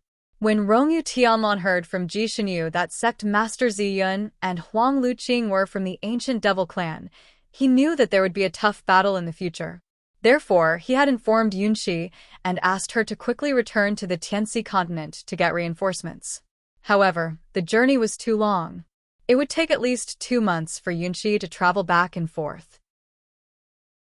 Rongyue Tianlong's original plan was that after he and Ji Xinyue broke through the Demon Lord's flesh-sucking array formation, they would rush back to Carefree Island and rely on the enchantment there to deal with Huang Luqing and the others. It wouldn't be a problem for them to last a month or 2. But now, distant water could not quench the present thirst. On the other side, Sect Master Ziyun was also injured. In order to save Xiejuk, he had been stabbed by Ji Xinyue's moon god sword, right in the middle of his left arm. Although it was not fatal, blood still dyed half of his sleeve red. The wound caused by the moon god sword wasn't easy to heal. Even though he pointed at it several times, he still wasn't able to stop the bleeding. Thus, he simply wrapped a cloth around it. This stupid method actually worked. At this time, Sejuk was so angry that he was stunned. His eyes were fixed on Rongyu Tianlan and Ji Xinyue's hands. He suddenly realized something and shouted out, "Her virginity was taken by you." Chapter 30, 99. Rongyu Tianlan glanced at him with eyes as cold as ice. She couldn't be bothered to answer his idiotic question. Sejuk's gaze was as sharp as a knife. He wanted nothing more than to cut their hands apart. He suddenly sneered, "Ji Xinyue, do you think he's your backer? Do you think you'll be safe with him by your side? Let me tell you, this blood demon shield." He explained the characteristics of the blood demon shield and finally said, "You won't be able to escape. You'll only die if you stay by his side. I can give you 2 choices now. Do you want to hear them?" Ji Xinyue's heart sank when she heard the characteristics of the blood demon shield. She already understood the general situation. She had her own plans, but she still asked, "What are the 2 choices?" Sejuk thought that she was finally moved. His heart moved slightly, and he revealed a smug expression. "First, cripple all your cultivation and follow me out. I will spare your life on account of Xiefeng Lu, and even keep you by my side to serve me. I'll let you be my concubine." Ji Xinyue raised her eyebrows. "So good? You don't despise me for being a withered woman? Isn't it time to kill me?" Sejuk clenched his fists in his sleeves and said coldly, "So what if I despise you? In the end, Xiefeng Lu loves you. He can't bear to kill you. It makes me feel uncomfortable. So as long as you're obedient, I can keep you by my side. However, you can't be my wife. You can only be my concubine." Ji Xinyue was expressionless. "What's the second choice?" "The second choice is very simple. I'll let you die here, then extract your soul and imprison it by my side. In order to punish you for being disobedient, I won't send you to reincarnate for the time being. Instead, you'll be my ghost emissary. As a ghost emissary, you won't have your own thoughts. You'll only listen to my orders and kill people. I'll make you a ghost emissary for 100 years. When I'm happy, I'll send you to reincarnate." Ji Xinyue couldn't help but laugh. Her smile was both mocking and mocking. "What if I don't choose either?" "That's not up to you." Sejuk sneered. Ji Xinyue raised the moon god's sword in her hand and sneered, "My life is mine. Even the heavens can't control me. What's more, you're just an unawakened devil master. Without these 2 protectors, you are nothing. What right do you have to decide my life and death?" Her words were vicious enough. It could be said that she had poked Sejuk's sore spot. His face was ashen as he looked at Rongyu Ishinlan. "You keep saying that you like her, but you're just going to watch her court death? She doesn't understand the power of this blood demon barrier, but I don't believe that you don't understand it either." Rongyu Ishinlan held Ji Xinyue's hand and did not even look at Sejuk. "I will fight for a 3rd path for her." Although her voice was faint, her tone was firm. Ji Xinyue's heart warmed, and she held his hand. "No matter what, I will go through thick and thin with you. If you live, I live. If you die, I die." Her voice was loud and clear, and everyone heard her. Rongyu Ishinlan didn't say anything. She just held her little hand again. Nothing was said. Their interaction made Sejuk extremely uncomfortable. He sneered with an ashen face. "What a pair of lovebirds. What a pity. Ji Xinyue, you are deeply in love with him, but he only sees you as a substitute. A substitute for a certain woman. Is it worth it for you to live and die for him like this?" Rongyu Ishinlan slightly stiffened and couldn't help but turn to look at Ji Xinyue. "I didn't use you as a substitute. The ending will probably be decided tomorrow or the day after. Sprinkle flowers, sprinkle flowers. There will be no update in the early morning, so everyone doesn't have to wait. Tomorrow's update will start in the afternoon. Today is the night of the monthly votes bloody battle. Those who have monthly votes, don't forget to throw them out. They will be invalid after the early morning." Chapter 30, 100. Ji Xinyue interrupted him. "You don't have to explain, I believe you." She then turned to look at Siejuk and said in a slow but powerful voice, "It's worth it. Even if he uses me as a substitute, it's worth it for me to live and die with him now." Siejuk was speechless. He was furious. He took a step back and instructed Huang Luqing, "You can start now. Just leave her with 2 souls." Huang Luqing paused and asked, "Which 2 souls should I leave for her?" It was as if Ji Xinyue's life was already in his hands. The awareness soul and the remembrance soul. The awareness soul and remembrance soul together could retain a person's memories and feelings, and could experience pain. Therefore, he wanted to leave her 2 souls by his side, so that she would regret the choice she made today, day and night. Okay. Huang Luqing agreed. He also knew that this would be a bloody battle. Although Rongyu Ishinlin and Ji Xinyue would definitely lose, they would definitely fight with their lives on the line. At that time, it would be unavoidable for them to be implicated. Therefore, Huang Luqing raised his hand and sent Siejuk out of the blood demon barrier, letting him listen to the good news outside. Ji Xinyue also understood that it was time to fight with their lives on the line. Moreover, she and Rongyu Ishinlin would most likely lose, but she and Rongyu Ishinlin had already done their best in this matter. As long as they could advance and retreat together with their loved ones, even if they died together, it would not be so terrible. Tianlin, if we really reach the point of no return, just scatter my soul. Ji Xinyue sent a voice transmission to Rongyu Ishinlin. Rongyu Ishinlin held her hand and did not agree to her request. Instead, he asked, "Do you believe me?" "I believe you," Ji Xinyue answered without hesitation. Rongyu Ishinlin was gratified. He hugged her waist and touched her earlobe with his lips. "If you believe me, you have to listen to me. When you go out later, kill Siejuk and eliminate all future troubles." Ji Xinyue froze. "Then I'm fine. I'll just be a little injured. Remember, don't worry about me when you go out. Get rid of Siejuk first." As he spoke, he grabbed her hand and quickly drew a seal in her palm. Strangely enough, when he drew the talisman, blood would automatically drip from his fingertips. This blood quickly seeped into her palm, but nothing could be seen on the surface of her skin. Because they were talking in a secret language, the people on the other side did not know what they were talking about. They only saw that they looked very close together, as if a young couple was cheering each other up in a desperate situation. When Rongyue Tianlan was drawing the talisman in Ji Xinyue's hand, it was the time when Huang Luqing sent Siejuk out of the array. Sect Master Ziyin saw Rongyue Tianlan's little trick, but he was conflicted because he wanted to see with his own eyes and even kill his favorite disciple with his own hands. For a moment, he was a little absent-minded. Even when he saw Rongyue Tianlan's actions, he didn't pay attention. Besides, he knew the power of this formation very well. Rongyu and Tianlan could not escape, no matter what. Now, no matter what he did, it was just a last-ditch struggle. Let him and Ji Xinyu be intimate for a while longer. Now that things had developed to this point, this was the only thing he could do for Ji Xinyu. He wanted her to say goodbye to her lover before she died. Huang Luqing was actually looking forward to this battle. He had not met an opponent for many, many years. After Siejuk died, he had traveled all over the Sanskrit continent in order to find a way to resurrect him. He had walked alone in this world for tens of thousands of years, but he had never met a decent opponent. Chapter 30:101. Men were all hot-blooded, and he was no exception.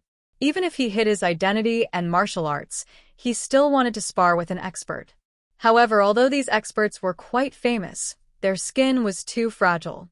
Even a rare exalted immortal from 10,000 years ago was nothing but a piece of trash in his eyes. After exchanging a few blows with him, he was sent on his way. Because he had to hide his tracks, the experts who had fought with him only had one ending: death. Not only did they die, but their souls were also dispersed. Only in this way could his secret identity not be exposed. Over the years, countless top experts had died at his hands. In the eyes of the world, these experts had disappeared because their bodies could not be found and their souls could not be summoned. Life, without an opponent, was lonely. Now, it was rare to meet Rongyu Tianlan. Perhaps it was because this person had stayed in other continents for thousands of years, but his martial arts were very strange. It made his heart itch, and he had long wanted to fight with him. Previously, he was anxious to help Xie revive, so everything else was put aside.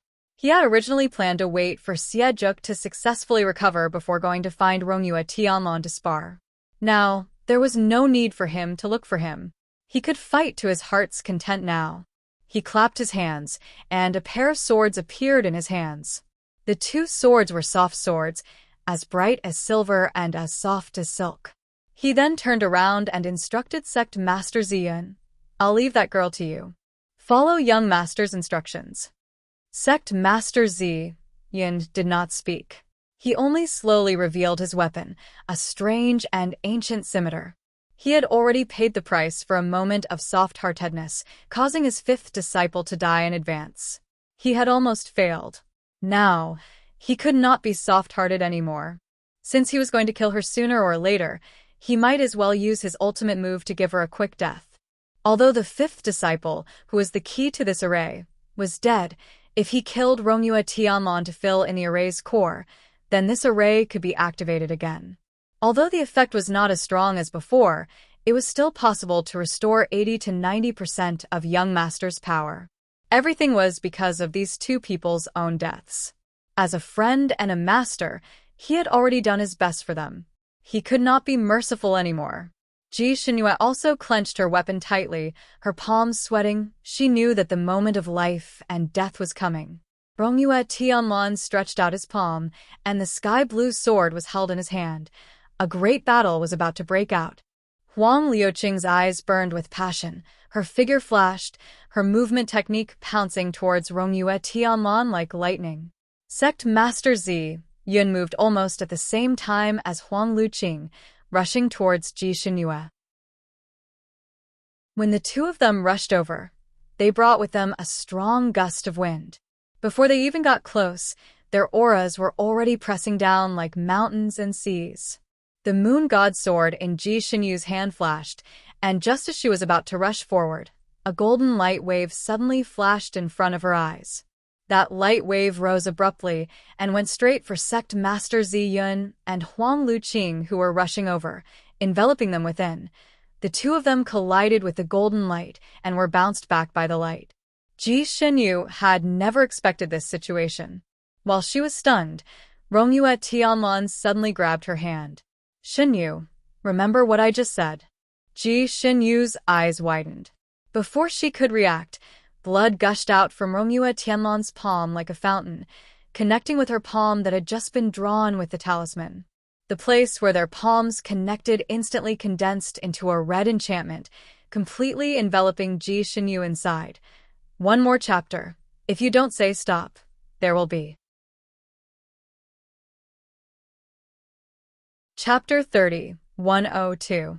What are you doing? Ji Xinyue's expression changed. I'll send you out.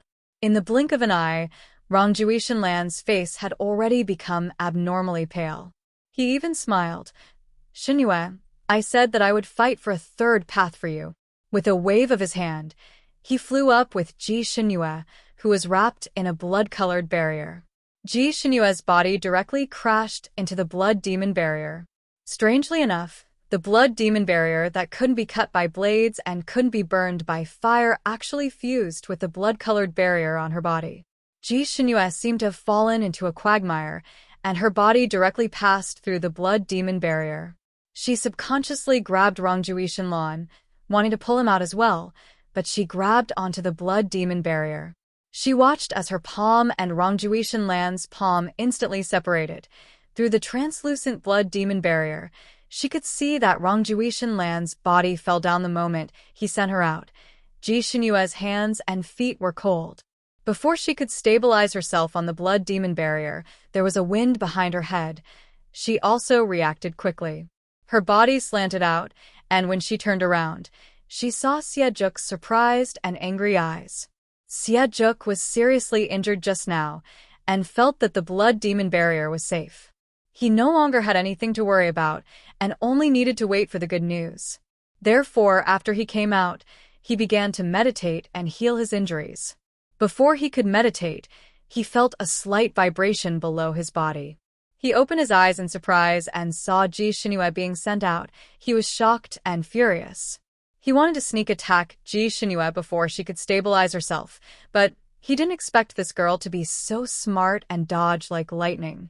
Ji Shinue thought of Rongjui Shinlan's words, and when she saw Xie again, her eyes turned red. If it wasn't for this person, how could she and Rongjui Shinlan be in this state? She didn't say much to Xie. Without another word, the moon god's sword had already attacked Xie inside the blood demon barrier. Huang Luqing and sect master Zi Yin obviously didn't expect Rongjui Shinlan to use this move. The thing he took out was called a sword, but with a sudden wave, it was a mountain and water fan. It was that mountain and water fan that instantly created a golden array, trapping the two of them inside. This golden array is also transparent. When Huang Luqing saw that Rongyue Tianlan had sent Ji Shinyu out of the blood devil barrier, she immediately panicked. The current Xie was definitely not Ji Shinyue's match. Xie was in danger. He and sect leader Ziyan looked at each other and immediately began to break the golden array. Although the golden array was powerful, it was not difficult for Huang Luqing and sect master Ziyan, who were proficient in array formations. The moment Rongjui Shinlan landed, the golden array emitted cracking sounds and was about to shatter. Once these two people escaped, they would definitely be like flood dragons emerging from the sea.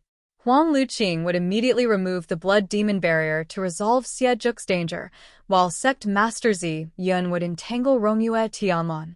At that time, they would still be able to turn defeat into victory. At most, it would take some effort. This was Huang Liuqing's wishful thinking.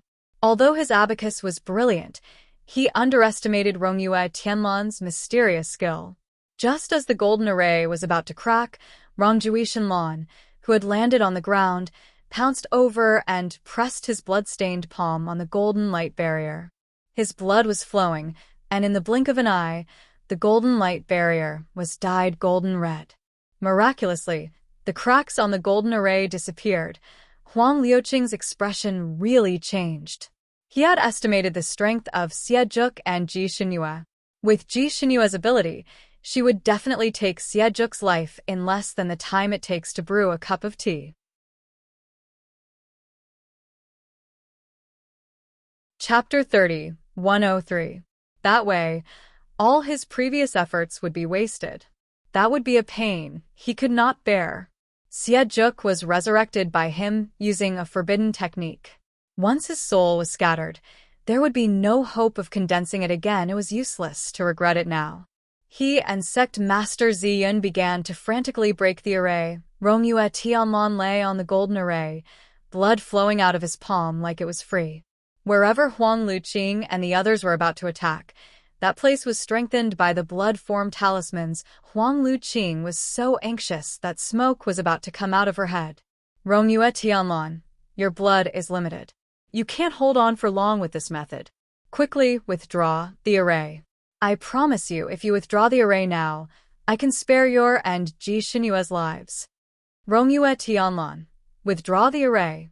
If anything happens to our young master, I will send both of you to the 18th level of hell, never to be reincarnated. Rongyue Tianlan. Huang Luqing quickly broke the array while threatening him, but Rongyue Tianlan acted as if he didn't hear it. He was still laughing. His face was as pale as a sheet of paper, but he was still smiling calmly. His posture was not good, but his expression was like an elegant gentleman walking in the suburbs. He narrowed his eyes and looked at the two people in the golden red array. He even had the heart to tease. I will indeed die, but I will drag you along with me. The 18th level of hell, right? You will die, but I won't. Huang Luqing still didn't understand Rongyue Tianlan's mysterious martial arts. It was true that Rongyue Tianlan had just become a Shangxian not long ago, but his most outstanding feature was not his martial arts, but his strange techniques. Rongyue Tianlan was a scattered immortal. He liked to hunt and learn new things. He had not only stayed in the Tianxi continent and the Fanning continent, but also went to many places and learned some things that even he himself didn't know were useful or not in terms of learning. Even Shen Julie couldn't compare to him. He was extremely smart, and his aptitude was not inferior to Shinjuli's. It was just that he had too many hobbies, which made it difficult for him to concentrate on any special development. Therefore, in terms of kung fu, he was far from Shinjuli. He was best at medicine and formations. According to his own words, he was a kind, compassionate immortal. He didn't like fighting and killing, and preferred to find joy in curing difficult diseases. Of course, since he was exploring the outside world, he still needed to have the necessary defensive skills, so he excitedly cultivated all kinds of formations. Whenever he encountered someone who wanted to offend him, before they could even get close to him, he would fan them into the array formation and knock them on the head. It was basically effortless for him, and even the folds of his clothes wouldn't be messed up. Over the years, there were many people who came to him for medical treatment. There were also many people who knew all kinds of martial arts. Among them, there was no lack of people who were outstanding in setting up arrays. Rongyue Tianlan used treating and saving people in exchange for the other party's secret array. In this way, he became the #1 expert in array formations. The shining golden array he had just set up had a nice name, Reincarnation Array. In fact, it was a mutual destruction array. Not only would the trapped person enter reincarnation and die, but even the person who set up the array couldn't escape death, or even die more miserably. Because this array was set up with the blood of the person who set up the array and 1 soul and 7 spirits. Once it was used, it would be a life or death situation.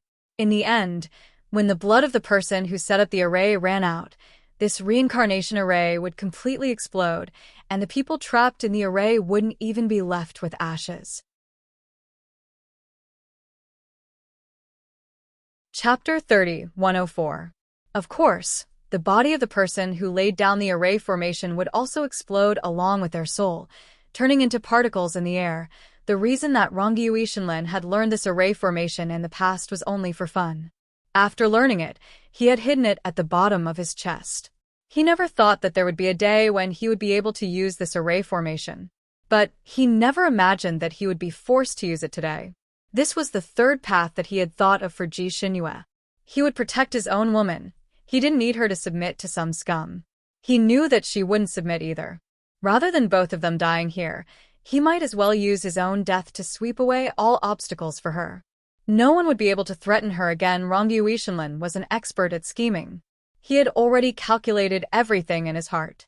He calculated that Ji Xinyue would be able to deal with Xie Juk in the time it took to brew a cup of tea. Then, she would listen to him and leave this place, returning to Carefree Island. And he would be able to support this samsara array for the time it took to brew a cup of tea. At that time, Ji Xinyue would have left, and he would be able to drag the 2 people in the array formation down with him. To use his life in exchange for her life and also drag the 3 greatest scourges down with him, Rongyue Shenlin felt that this was worth it. As for Ji Xinyue's senior apprentice brothers, they could only wait for Shinjuli to come and clean up the mess for him in his life. He had helped the great divinity clean up many messes. Now, it was finally the great divinity's turn to clean up for him. With the great divinity's abilities, he might be able to gather his shattered soul back together. After several hundred years, he would be able to be reborn as a hero once more. He believed that Shinjuli would do this after he arrived. He would also clearly explain things to Ji Xinyue so that she wouldn't be too sad about his death.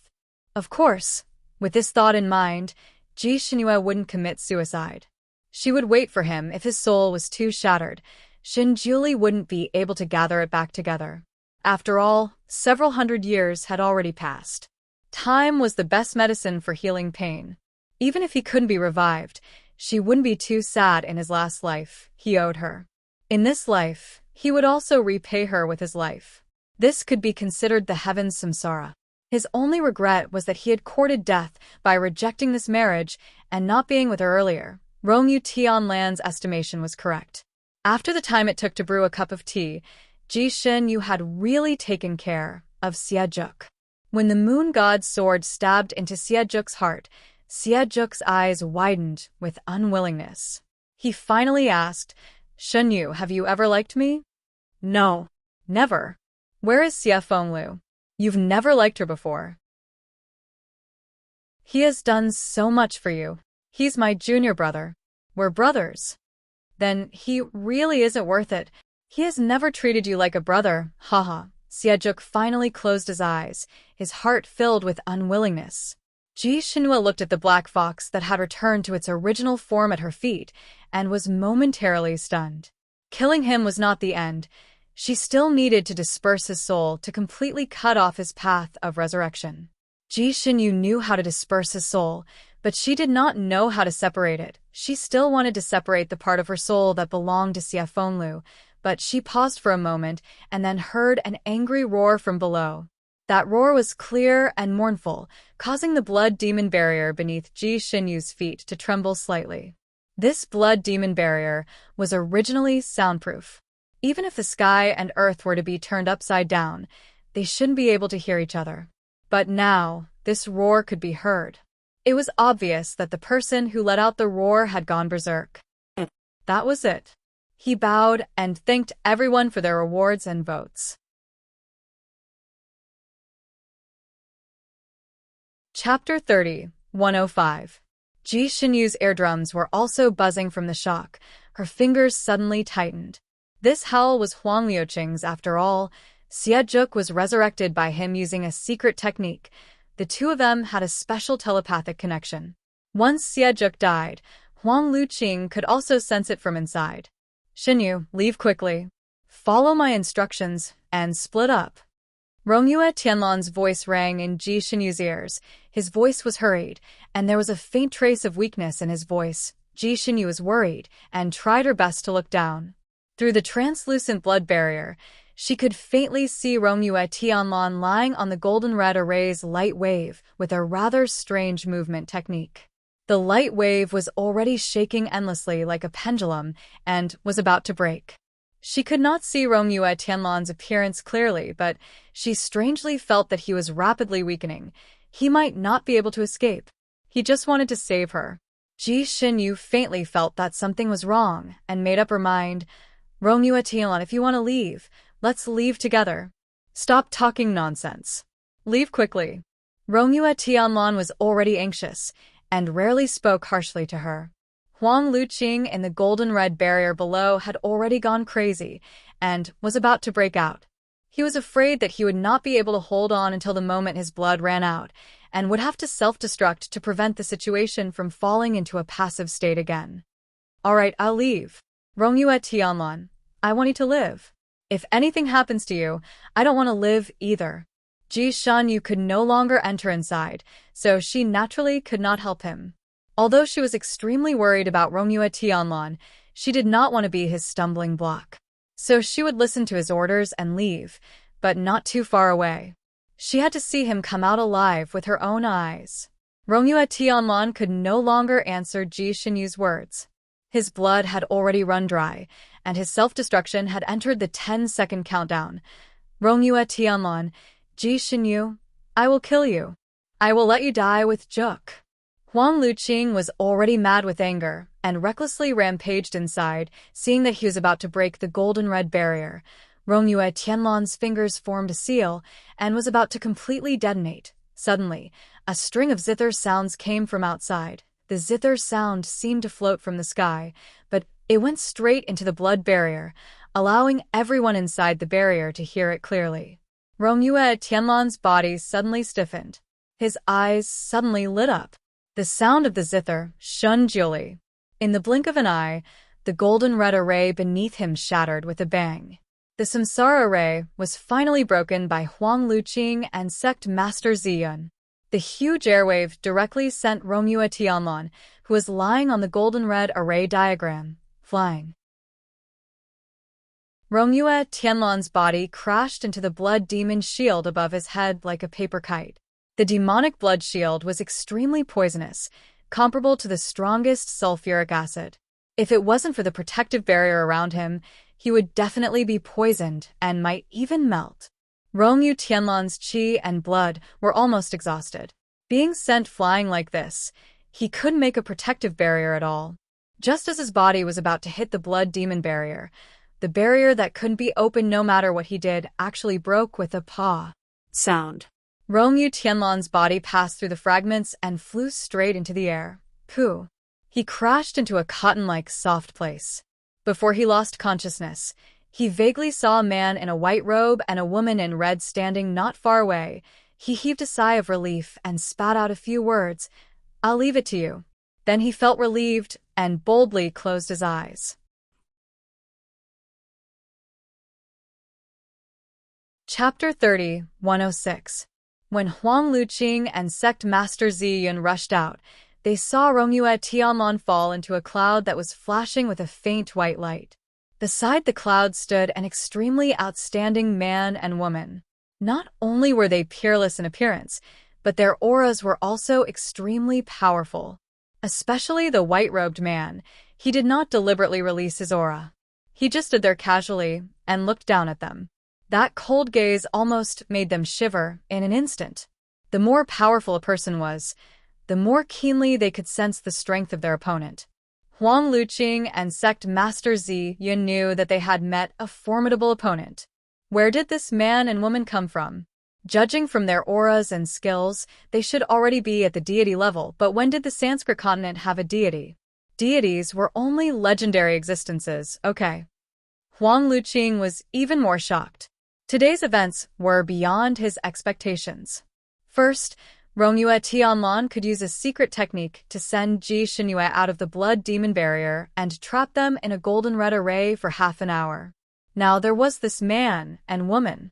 That man used the zither to break his blood demon barrier with just a raise of his hand. Where did they come from? Who are you? Sect Master Zi Yun said in a deep voice. The first thing Huang Luqing did when he came out was to use a secret technique to search for Xiejuk's soul. Not bad. Xiejuk's soul was still there and had not dissipated. That meant he still had hope of revival. Huang Luqing was about to cry, but he held it back. He had just sensed that Xiejuk was crazy when he died. He wanted to destroy the world at all costs and let everyone in this world be buried with Xiejuk. Now that he sensed that Xiejuk's soul was fine, he heaved a sigh of relief.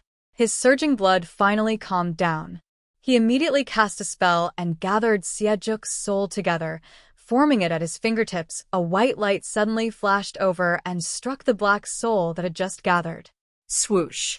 With a soft sound, the soul that had just been successfully gathered instantly shattered into powder, turning into specks of light that scattered in all directions. In the blink of an eye, it disappeared. The white light came too quickly and was too powerful. Even if Huang Luqing was prepared, he could not dodge in time. His expression suddenly changed as he looked up into the sky. A monstrous hatred instantly ignited in his eyes. You're going too far. Sect Master Zi Yun's face paled as well. It's over. It was all over. That white light had come from Shunjuli. With a casual attack, he had dispersed Xiejuk's soul. The dark aura of the soul was too strong, and it was gathered by Rongyue Tianlan's enemy. It must be damned. His gaze swept past the cloud where Rongyue Tianlan was, and when he looked at Huang, Lu, and Qing, his cold eyes flashed with killing intent. To actually force his friend into such a state, he had never seen the sloppy Rongyu Tianlan in such a miserable state. He had actually used the reincarnation array to perish together. If he and Shuama had arrived a little later, he was afraid that this friend of his would never be able to see him again. After all, Shunjuli and Rongyue Tianlan had been friends for thousands of years. Although their martial arts were not equal, they were true friends who had gone through life and death together. Even blood brothers could not compare to them. Shunjuli was high and mighty. There were countless people who worshipped him, but there were very few who could be called friends. There had only been one or two in thousands of years. Now, someone had actually forced his only friend into such a state. Although Shunjuli had always been calm, he was furious at this moment. Chapter 30, 107. Did they really think that Shunjuli was dead? He didn't come to this continent often, but that didn't mean that he didn't care about this continent. He glanced at the great array in the square below, as well as the purple cloud sect disciples who were wandering around in a daze because they were no longer bound. He had a general understanding of what was going on. He raised his hand, and a zither appeared in his hand. His voice was cold. Two high-level immortals who have lived for tens of thousands of years actually joined forces to deal with a high immortal who has lived for thousands of years. Don't you feel ashamed? Huang Luqing and the Purple Cloud sect master's expressions changed. They didn't expect the other party to see through their cultivation with a single glance. Huang Luqing said, "Who are you?" "The person who will send you on your way." Shun Jiuli's cold words decided the fate of these two people. Thus, a great battle began. Ji Xinyue was only afraid that she would block Rongyue Tianlan's escape route. She didn't listen to his orders to return to Carefree Island. She had already made up her mind. If she saw Rongyue Tianlan escape, then nothing would happen. She would completely listen to him and find a way to escape to Carefree Island and patiently wait for his return. If he encountered an accident, then she would immediately accompany him on the road to the Yellow Springs. The zither sounded. The blood demon's shield broke. Rongyue Tianlan flew out. Shen Juli and his wife appeared. All of this happened in an instant. When Ji Xinyue saw Rongyue Tianlan fly out and fall onto the clouds, she was stunned. When she found that he was motionless on the clouds, she immediately rushed up. At this moment, she only had him in her eyes. When she fell onto the clouds, her legs were weak. Rongyue Tianlan's face was pale. He lay there motionless. Even his chest didn't rise or fall. Tianlan. She knelt on one leg beside him. She held his wrist and immediately felt his pulse. As she felt his pulse, her hands and feet turned cold. Rongyue Tianlan's heart had stopped beating. He was already dead. How could this be?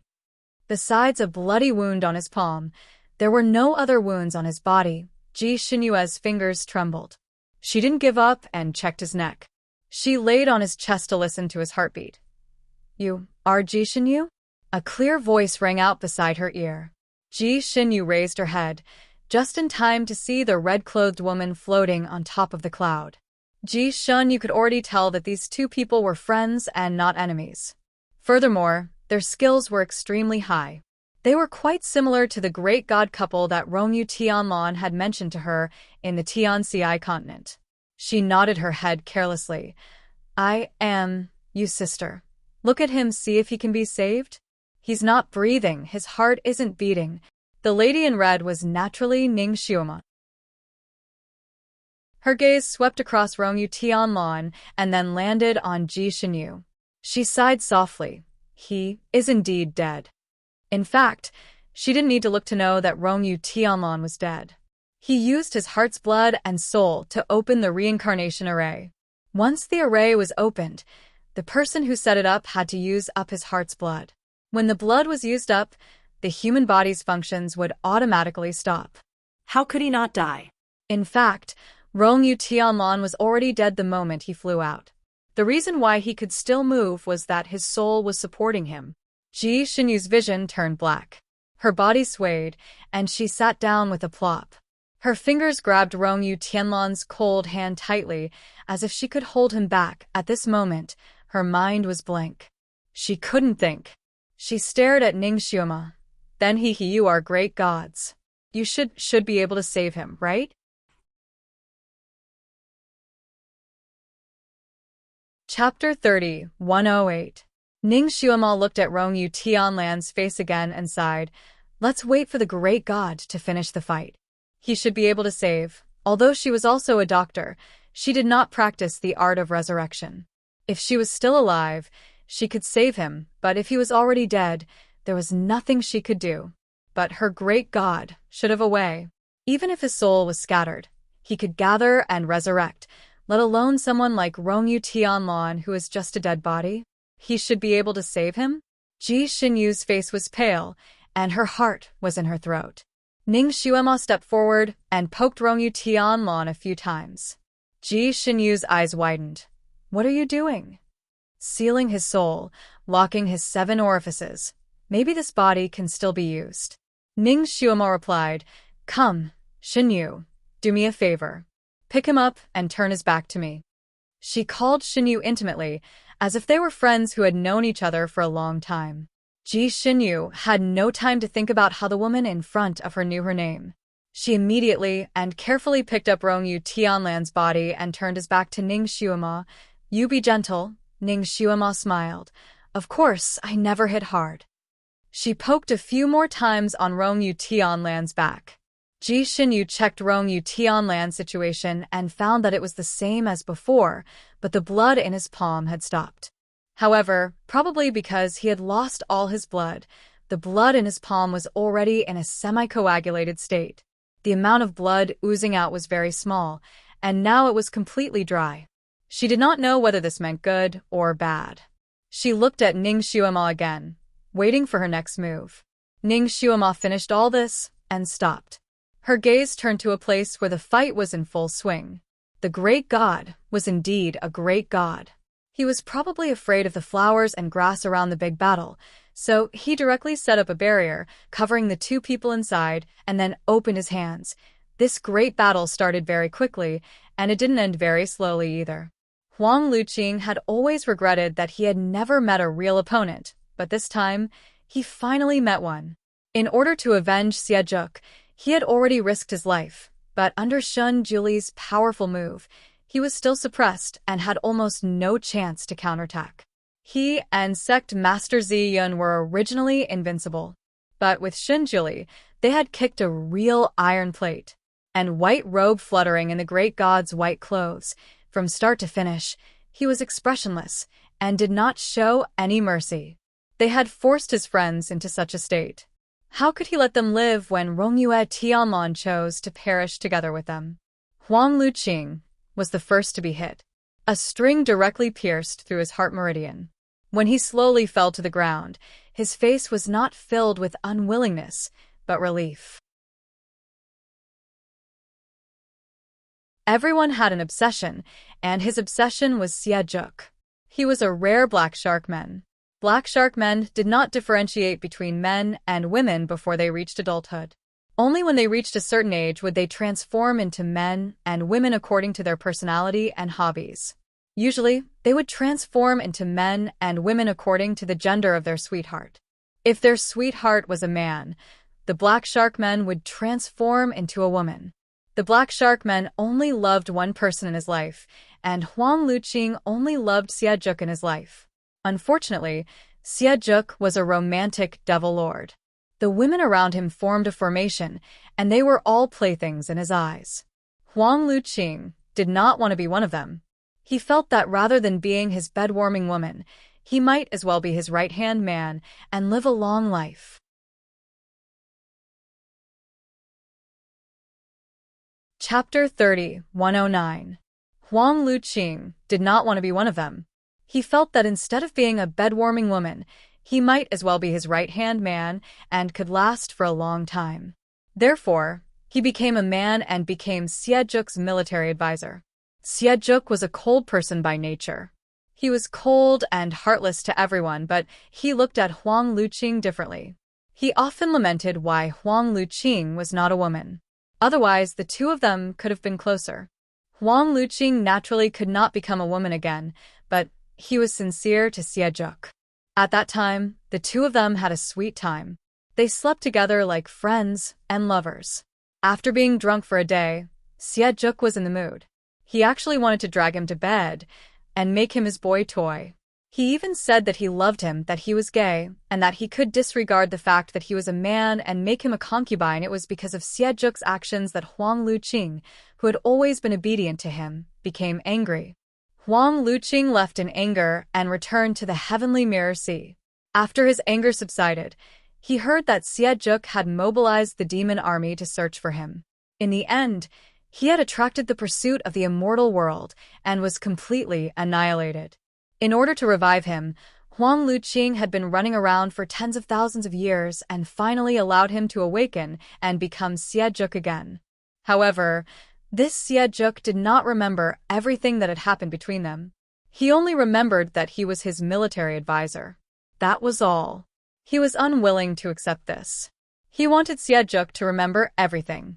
Then he would ask him if what he said about loving him was true. However, he would never be able to ask. Xie was completely dead this time and would never come back. Naturally, he would not be able to answer his question. Tens of thousands of years of obsession had been exchanged for nothing in the end. His feelings were actually a joke, but he was unable to extricate himself from it. Ask the world, what is love? It makes people live and die for it. His love might be deformed, but he had indeed loved and tried his best. Now was the time to truly be free. When Shun Juli's Guqin strings pierced through his heart meridian, Shun Juli's intention was to kill him. Shun Juli had not done anything to him, but Shun Juli was one step ahead of Shun Juli. The moment Shun Juli fell to the ground, Shun Juli struck his own head with his palm. Bang! With a muffled thud, his entire body instantly turned into dust, and even his soul turned into thousands of streams of light that scattered in all directions. This was somewhat out of Shun Juli's expectations. This was the first time he had seen his own soul dispersing. He frowned slightly and seemed to have understood something. He was originally the most heartless person in the world, but after marrying Ning Xuema, he started to value the relationships in this world. He looked at Sect Master Zi Yun, and if he remembered correctly, this person should be Ji Xinyue's master. He used to treat Ji Xinyue quite well, and their relationship was even closer than that of a father and daughter. This person used to be an exalted immortal, but for some unknown reason, he became a devil and was willing to serve the devil world. Shun Juli didn't have much malice towards the devil realm. His own wife was the greatest devil master. Immortals and devils were separated by a single thought. If devils didn't do evil, then it wasn't necessary to get rid of them. However, what Grandmaster Zi Yun and the others had done was undoubtedly extremely evil. They had almost caused the deaths of so many people. Although Shun Juli didn't know the exact details of the matter, he could roughly guess the situation in front of him. Seeing that this person had once been an immortal and had done so many good deeds for so many years, Shun Juli decided to give him a chance to explain himself. Zi Yun, you were born as an immortal. Why did you do evil? Chapter 30, 110. Sect Master Zi Yun panted for a moment, then smiled sadly. He raised his head and sighed. Since it's already a fact, why bother to investigate the root cause? His gaze turned to Ji Xinyu, who was outside the barrier. Ji Xinyu was holding Rongyu Tianlan in her arms. Her face was pale as she stared at him in a daze. Her gaze was extremely complicated. He looked away and took out a sparkling jade token from his storage space. Help me give this token to Xinyu. From today onwards, she is the sect master of Zi Yun sect. It's better if you don't. At this point, he smiled again. Forget it. Xinyu can say whatever she wants. Since I've already failed, as a subordinate, I should die for my master. He raised his palm, and a purple light flashed in his palm. In front of Ji Xinyu's wide eyes, he slammed his palm down on his own chest, in an ice room. The ice room was decorated in a quaint manner. A table, a chair, a vase, and a tea table were all arranged appropriately. There was even a painting hanging on the wall of the ice room.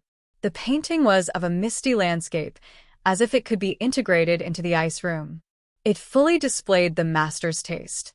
This ice room was where Rongyu Tianlan usually meditated. There was originally a meditation cushion on the ground. Now the meditation cushion was gone, and in its place was a cold jade bed. There was a person lying quietly on the cold jade bed. He had long black hair, a handsome and refined appearance, and a smile on his lips even when he wasn't smiling. It was Rongyu Tianlan. At this moment, his eyes were slightly closed as he lay there motionless. Ji Xinyu sat in front of the bed, holding his hand, as if she would never let go in this lifetime. Tianlan, when will you wake up? You've already slept for half a month. Tianlan, your godly friend said that this is the best place for you to recover. As long as you lie here quietly for a while, you'll be able to come back to life. I'll wait for you to come back to life. I'll wait for you to come and marry me. Tianlan, my master is dead. Before he died, he gave me the token that represented the identity of the sect master. This token actually chooses its master. Only when the previous sect master approves of it will this token become the sect master's token. By the way, my senior brothers and junior nephews, as well as other immortals who came to the Purple Cloud sect, were also rescued by your friend. The Purple Cloud sect has returned to normal. I didn't tell my senior brothers about my master.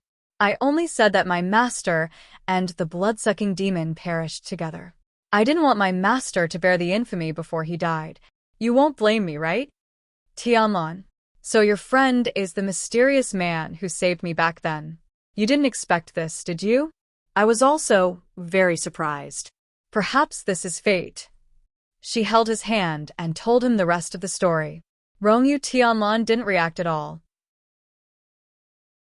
He was like a sleeping beauty. Ji Xinyue didn't care. Rongyu Tianlan had been like this for the past half a month. Shun Juli once told her that if she wanted Rongyu Tianlan to wake up, she still needed to call him. If she talked to Rongyu Tianlan more, she would be able to call him back sooner. So for the past half a month, Ji Xinyue had been staying in this ice room, rooted in front of this bed, holding one of his hands and talking to him. Ji Xinyue wasn't a talkative person usually, but for the past half a month, she almost didn't stop talking. She kept talking and talking. She also kept holding his hand, as if she would hold it until the end of time. In the end, as she spoke, tears fell from her eyes. Her tears fell onto his palm. Rongyu Tianlan, when are you going to wake up? Perhaps it was because she had been holding him tightly, but she didn't notice that his palm gradually became warm and his fingertips moved slightly. Until now, she had finally finished writing the main plot of the second chapter. So sleepy. Sob sob.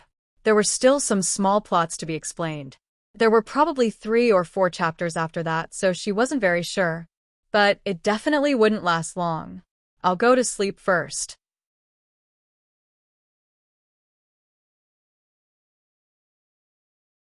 Chapter 30, 111. On the beach of Carefree Island. Ning Xuema and Xin Juli were strolling hand in hand. The sea breeze brushed against their faces, as if it were blowing away all the shadows in their hearts. I never thought that Rongyu Jun would actually build a carefree island here. It's similar to the carefree island of the Heaven Gift continent. It's hard to imagine just how he found it. What's even stranger is that the spiritual energy on these 2 islands is so rich. Ning Xuema couldn't help but sigh as she looked at the similar scenery. All the aftermath work had been finished. She could finally take a good look around this island. Every continent has a spiritual energy spring, but not everyone can see this spring and find a way to stimulate it. Thus, the vast majority of people are unable to discover this spring. Rongyu Jun has the Eye of Heaven, thus he was able to easily discover this spring and use it to build his residence.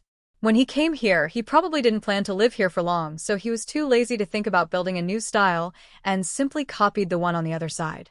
Sometimes he's also very lazy. Xin Juli explained to her. Ning Xuema couldn't help but laugh.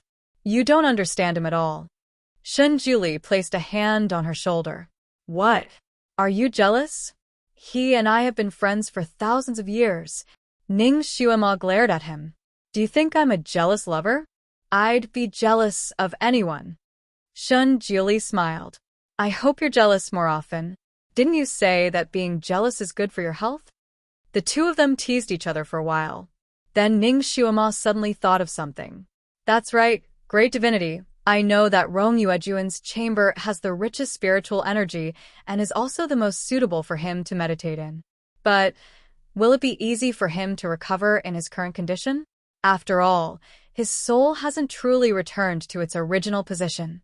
It's different from meditating. That ice jade bed is so cold. I'm really worried that he'll freeze into an ice corpse. Xin Juli lazily smiled. That ice room is indeed beneficial to his body's recovery, but it will also cause his soul to be unable to return to its original position. It will be stuck in his body, unable to leave or rise. Ning Xuema. Why? Xin Juli said leisurely. This brat left such a big mess to me, and then went to sleep without worry. Since that's the case, I might as well let him sleep for a few more days. Ning Xuema was speechless. The Almighty was too two-faced. But this time, The mess that the great divinity had dealt with for Rongyue Tianlan wasn't small at all. After dealing with those two people, he had also used his zither skills to unravel the bewitched minds of the Purple Cloud sect disciples. He had even personally escorted Rongyue Tianlan and Ji Shinhua back to Carefree Island, working tirelessly for 3 days to revive Rongyue Tianlan. If it were an ordinary person, as long as the body was still intact, it would be a piece of cake for Xin Julie to resurrect the other party. However, Rongyue Tianlan was not an ordinary person. He was an immortal. It was not easy for him to cultivate. If it was simply to resurrect him, he would have to abandon his original body and use his soul to reforge a new body. But in that case, Rongyue Tianlan's original strength would be consumed by 80 to 90%. He wouldn't be able to maintain the immortal lattice of an immortal and would directly fall to the level of a divine lord. So after Xin Julie examined Rongyue Tianlan's body, he found that his original body could still be used. It was just that he needed to use a special method to treat it.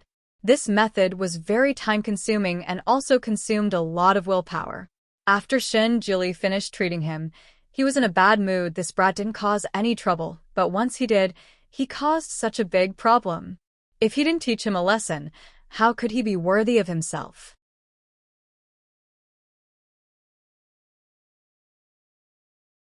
Chapter 30, 112. Ning Xuema could roughly guess what Xin Julie was thinking and could not help but laugh. The great god and Rongyue Tianlan were indeed the best of friends. They could risk their lives for each other at critical moments, but they liked to hurt each other when they were together. Great God, when do you think Rongyue Jun will wake up? Xin Julie tapped the jade flute on his palm. According to the conditions of the ice room and his recovery speed, he should sleep for a month, but I estimate that he will wake up soon. Ning Xuema raised her eyebrows. Why do you say that? Xin Julie lightly said. His soul is trapped in his body, so he can hear Ji Shinyu's words. That girl has been constantly saying sad things in his ear, so he must be very anxious. If he is anxious, he will recover faster and want to completely wake up to comfort his woman, so this was the great god's intention. The great god was so two-faced. But she also liked it. She hugged one of Xin Julie's arms and leaned her head on his body, sighing with satisfaction. Great God, now that Rongyue Jun has also obtained his happiness, he might immediately ask Xinyu for her hand in marriage after he wakes up. We might even be able to drink his wedding wine. Xin Julie ruffled her hair and said, I don't think we need him to drink. We should leave now that we have succeeded. Ning Xuema was surprised. You won't wait for Rongyue Jun to wake up before leaving? After all, you two haven't seen each other for such a long time. You should have a good chat, right? There's no need to wait. He will definitely wake up in 2 days. The first thing he will do when he wakes up may not be to see me. Ning Xuema was startled and finally understood. She could not help but laugh. Of course, the first thing he will do when he wakes up will be to confess his feelings to Xinyu. While that little girl is full of gratitude towards him, his first task will be to completely settle the marriage. He probably thinks that we are third wheels here. Xin Julie had been with her for a long time and could understand her modern language. He could not help but smile.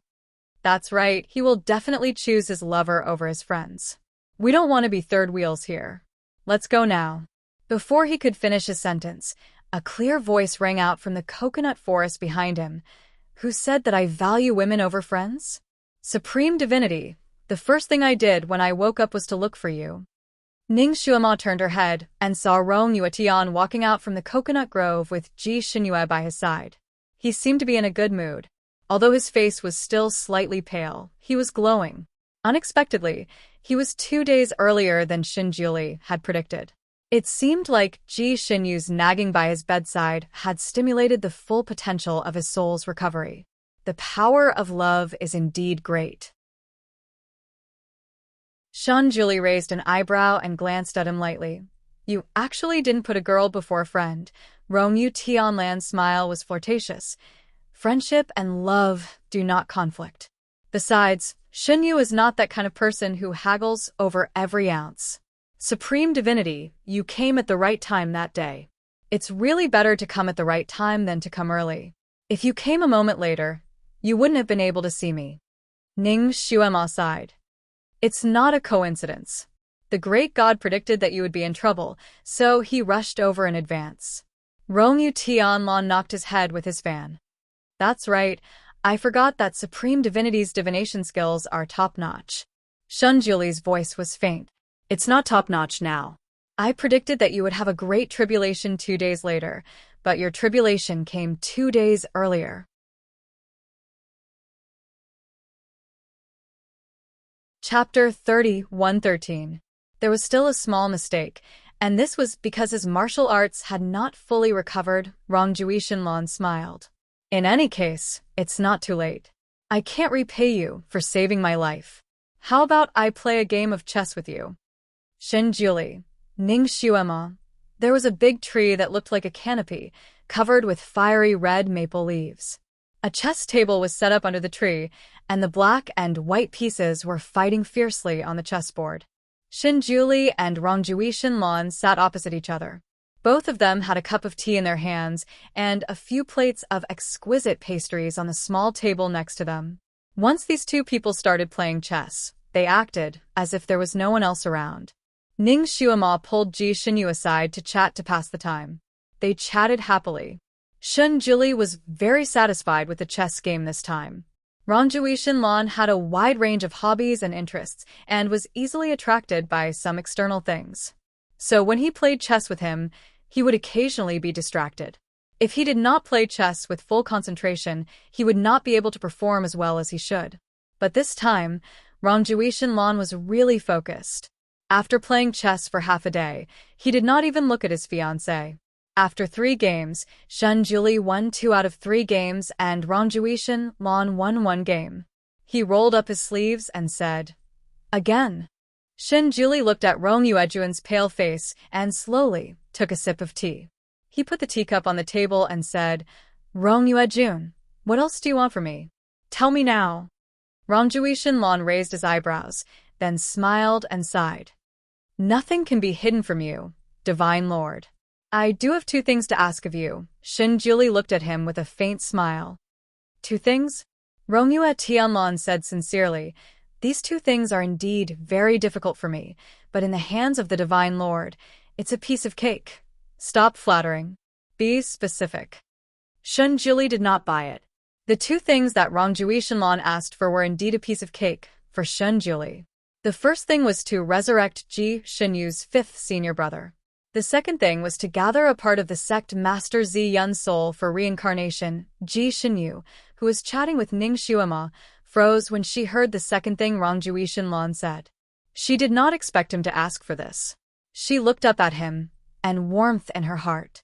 She knew that he did it for her. The Grandmaster Zi Yun had raised her, taught her martial arts, and doted on her. To her, he was like a loving father. When he committed suicide, he even dispersed his own soul. At that time, Ji Xinyu could only watch helplessly as that scene unfolded, and her heart felt like it was being stabbed by a knife. In the past few days, she had been staying by Rongju Shinlong's bedside. Occasionally, she would look at the sect master's token that her master left her and be sad. She did not know why her master became a demon, and in the end, was willing to be buried with the demon lord. Her master may have let down her senior brothers who were used, but he had always been lenient to her. If the Purple Cloud sect master had been a little more cruel to her, perhaps the final outcome would have been completely different. Her master had always loved her, but he could not go against the responsibility he had insisted on for tens of thousands of years. Sometimes she even thought that if her master could be reborn again, would he live a more relaxed life without so many burdens? Of course, this was only some of her private thoughts. She had never said it out loud, not even when talking to the sleeping Rongju Shinlong.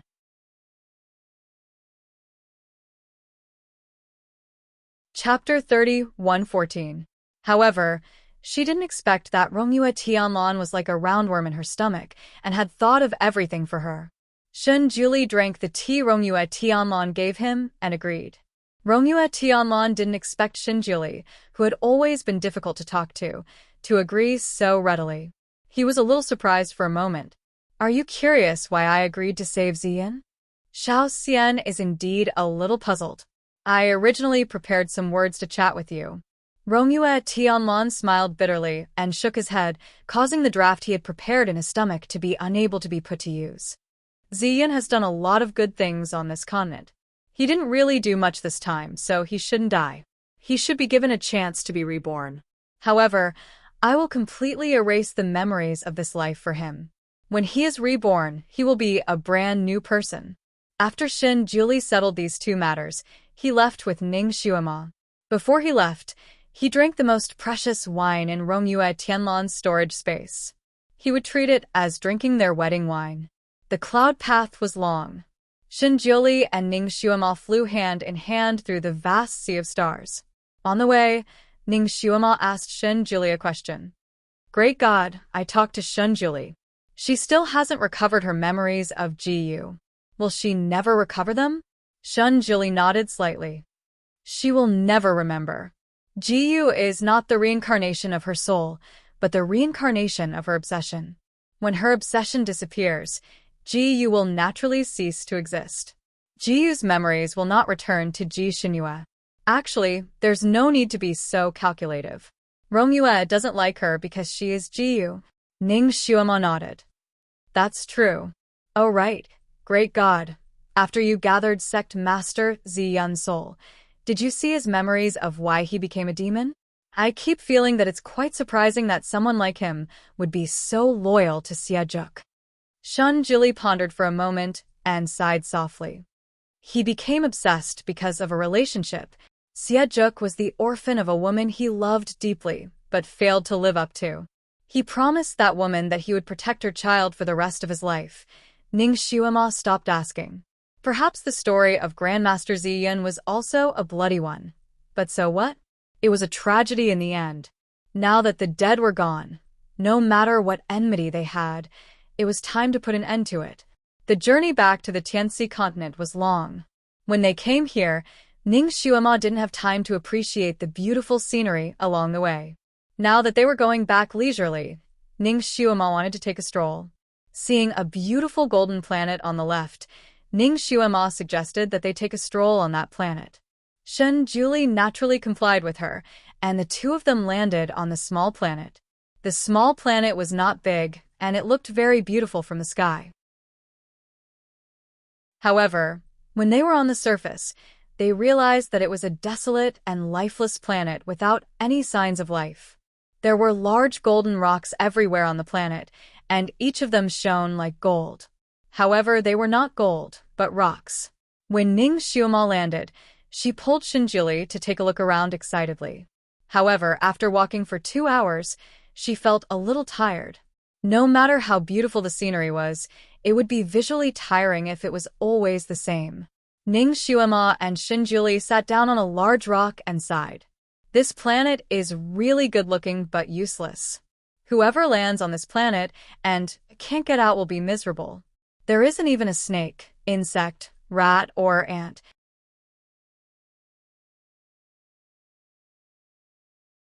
Chapter 31:15. Xin Juli held her in his arms. He looked at her pale face and asked, "Are you tired?" Ning Xuema leaned her body against his chest. "Great God, we've already helped 2 couples. According to the Heavenly Law Stone, there should be a 3rd couple. I wonder who the 3rd couple is?" Xin Juli was not worried about this. "We'll know when we see the Heavenly Stone. It will definitely give us a hint." Ning Xuema nodded. "That's true." She simply laid down on his thighs and analyzed the situation with him on a whim.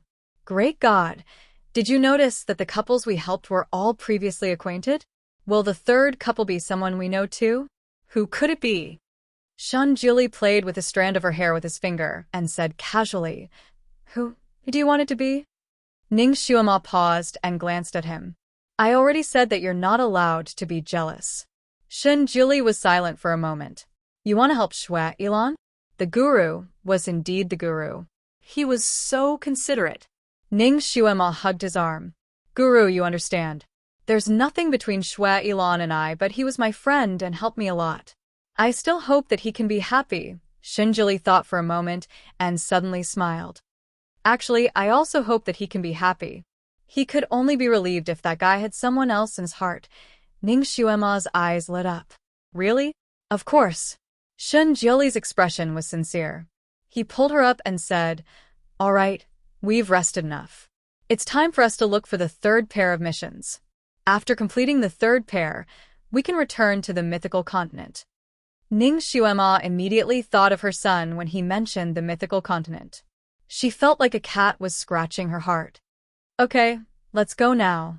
She got up too quickly and tripped over something. Luckily, Shun Juli was holding her and helped her stand up. What tripped her up? Ning Xuema wanted to look back, but Shun Juli had already held her hand and flew up. "I'll take you away." Ning Xuema threw the problem of tripping her to the back of her mind. It must have been a protruding rock or something. There was no need for her to look. It was more important to hurry. She and Shun Juli flew into the sky and disappeared into the distance in an instant. She didn't realize that the thing that tripped her wasn't a big rock, but a small corner of the crystal. The crystal seemed to have been buried deep underground. Later, after being exposed to the sun and wind on this planet, the Earth's crust moved and rose a lot. Now, a sharp corner was exposed on the ground.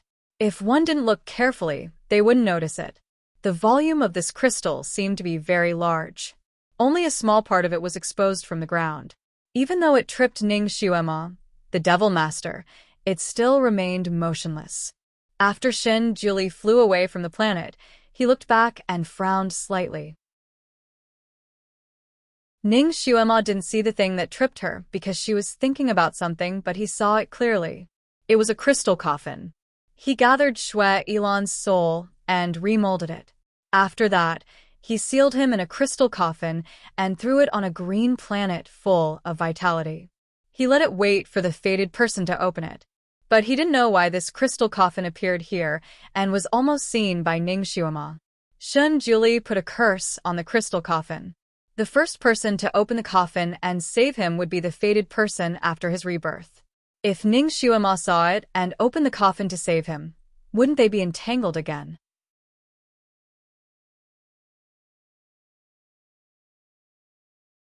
Chapter 30, 116. So close. So close. There was no one on this planet, not to mention people. Where could they find someone to open this coffin? If no one opened it, wouldn't Shui Elan sleep until the end of time?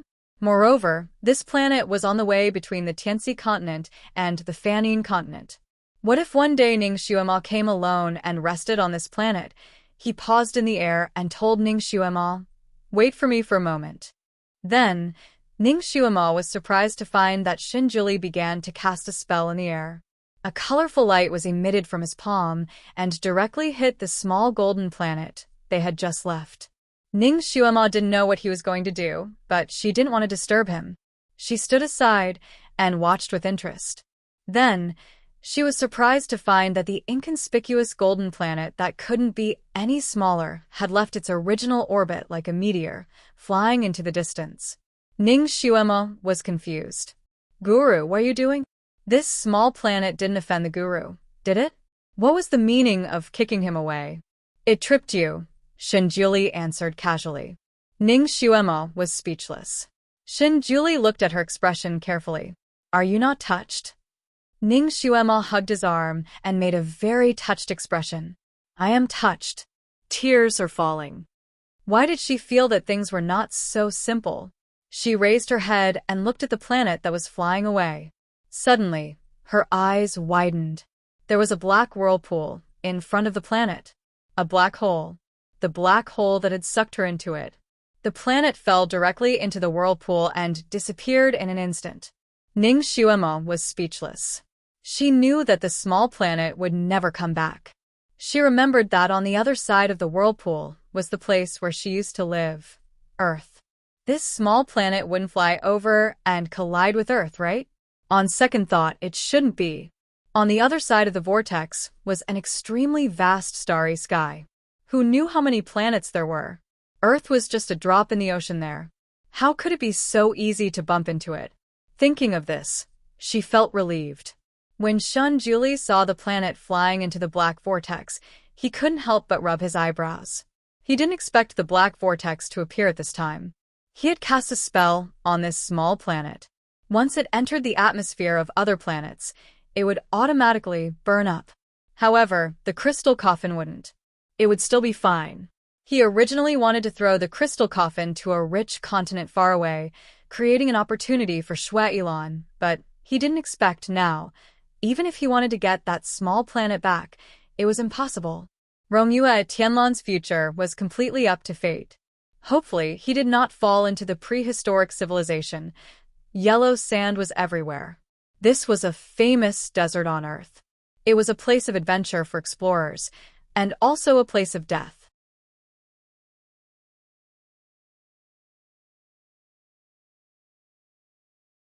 Chapter 30, 117.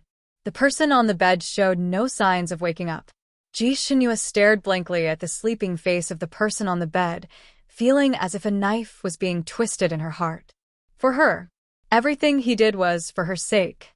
But she had always been wary of him, unwilling to completely open her heart to him. "I'm sorry."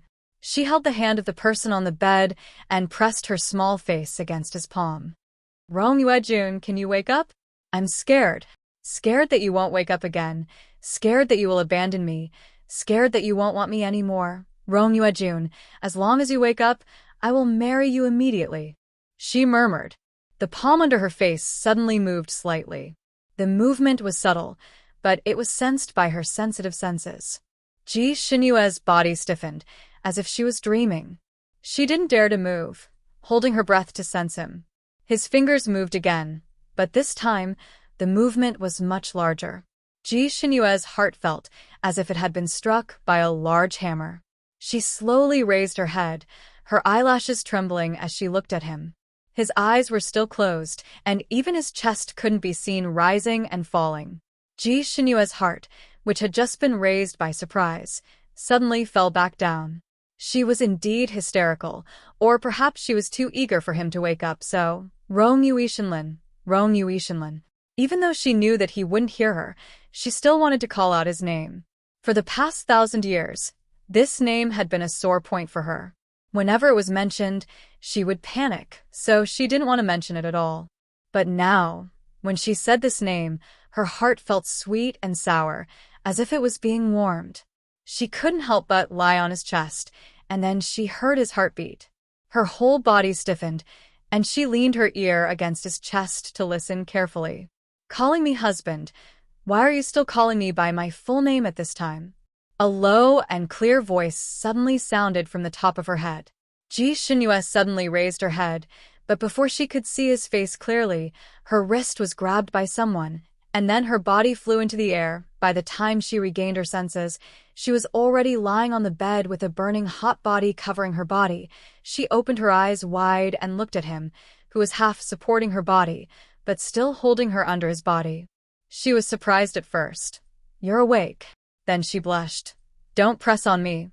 With her current strength, she could easily push him away, but she didn't have the heart to do so, nor did she dare. She was afraid that she would accidentally knock him out. Rongyue narrowed her eyes and looked at the person below. His handsome face was very close to her, and his warm breath blew on her face, making her heart beat like thunder in an instant. He ignored her request and directly said, "Call me husband." His voice was extremely hoarse. "Ji Xinyue." He laughed again. "I heard everything."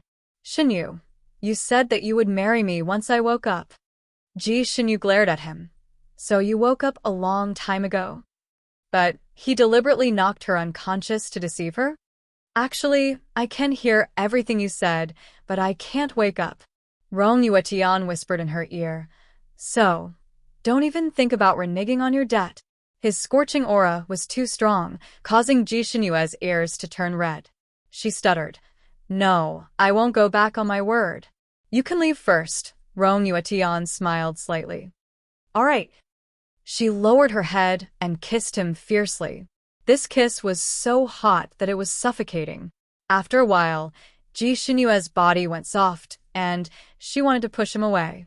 His body was burning hot, and their bodies were so close to each other that she could easily sense some indescribable changes in his body.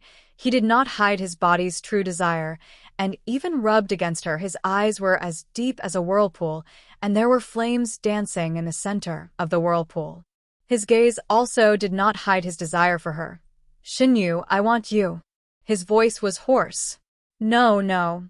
You just woke up and your body is still weak. You can't." Rong Yuetian smiled, but there was an indescribable danger in his smile. "Whether my body is weak or not, you will only know after you try it." His body was not weak. On the contrary, it was extremely good. The reason why he could not wake up was because Shun Juli had done something to him. In fact, he was suffocating. Now he urgently needed to vent his anger. Ji Shinua had other concerns. "No, your friends are still here. They might come in later." "Don't worry, they won't come now." Rong Yuetian hugged her tightly and pecked her little earlobe. "Focus. Feel me carefully this time." He did not want to be treated like a small brothel by her again this time.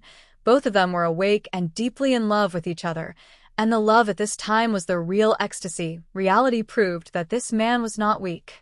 2 hours later, Ji Shinua deeply understood this point, and it was incomparably deep. I added a little bit of Rong Yuechu's story when she woke up.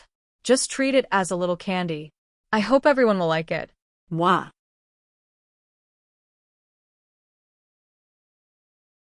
Chapter 30, 118. Shinjuli. Shuema, you don't seem happy? Ning Shuema. Our story is about to come to an end. I'm a little reluctant. Shinjuli hugged her waist. No matter what story it is, there's always an end. As long as you and I are together forever. That's all. Ning Shuema. But we haven't had many intimate scenes yet. Shinjuli was speechless. You and I don't need other people to watch our love. Ning Shuema. But Shui Ilan. Shinjuli immediately tensed up, but his expression remained calm. What's wrong with him? Ning Shuema. We don't know if he's dead or alive. Shinjuli pondered. You want Mumu to add scenes for him? Ning Shuema sighed. I just want to know if he's living well. Shinjuli pondered for a long time. After a while, he nodded. It's not easy for him. We should add scenes for him and let him have a good home. Ning Shuema hugged his waist, touched. Guru, you're so nice. You think so too. Shinjuli smiled and stroked her hair. Of course, Shuema, I don't want you to have any regrets. He didn't want to leave any hidden dangers for himself. That guy would stop thinking about his Shuema when he found his true love. However, that guy had been kicked into outer space by him. Even if he wanted to help him, he couldn't find a shadow. Guru, I don't know who the third couple we're going to help is. I hope it's someone we know. Ning Shuema's eyes were full of yearning. The feeling of helping others be the matchmaker was actually quite good. Especially when she saw her friends find good homes one by one. The sense of accomplishment was even more overwhelming. Guru, do you think the third couple we're going to help is Shui Ilan? Ning Shuema suddenly had an idea. Shinjuli's body stiffened. Please don't let it be him.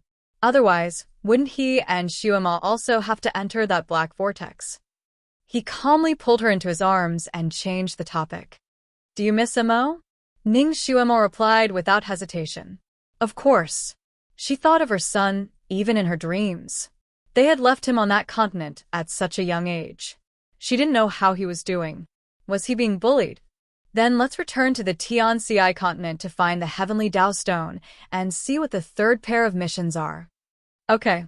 By the time he returned to Carefree Island on the Heaven Gift continent, it was already a month later. Returning to this place, Shui Ilan to this place was a place. S here was as to. S was this was Rongyu Tianlan's territory, his home that he had painstakingly managed for thousands of years. But now, he had returned to his homeland, the Sanskrit continent. There, he had found his sweetheart. He was destined to take root there and never return. She and the guru would only use this place as a temporary residence. They would return to the Divine Demon continent and wouldn't stay here for long. In the future, this place was destined to become the territory of other cultivators.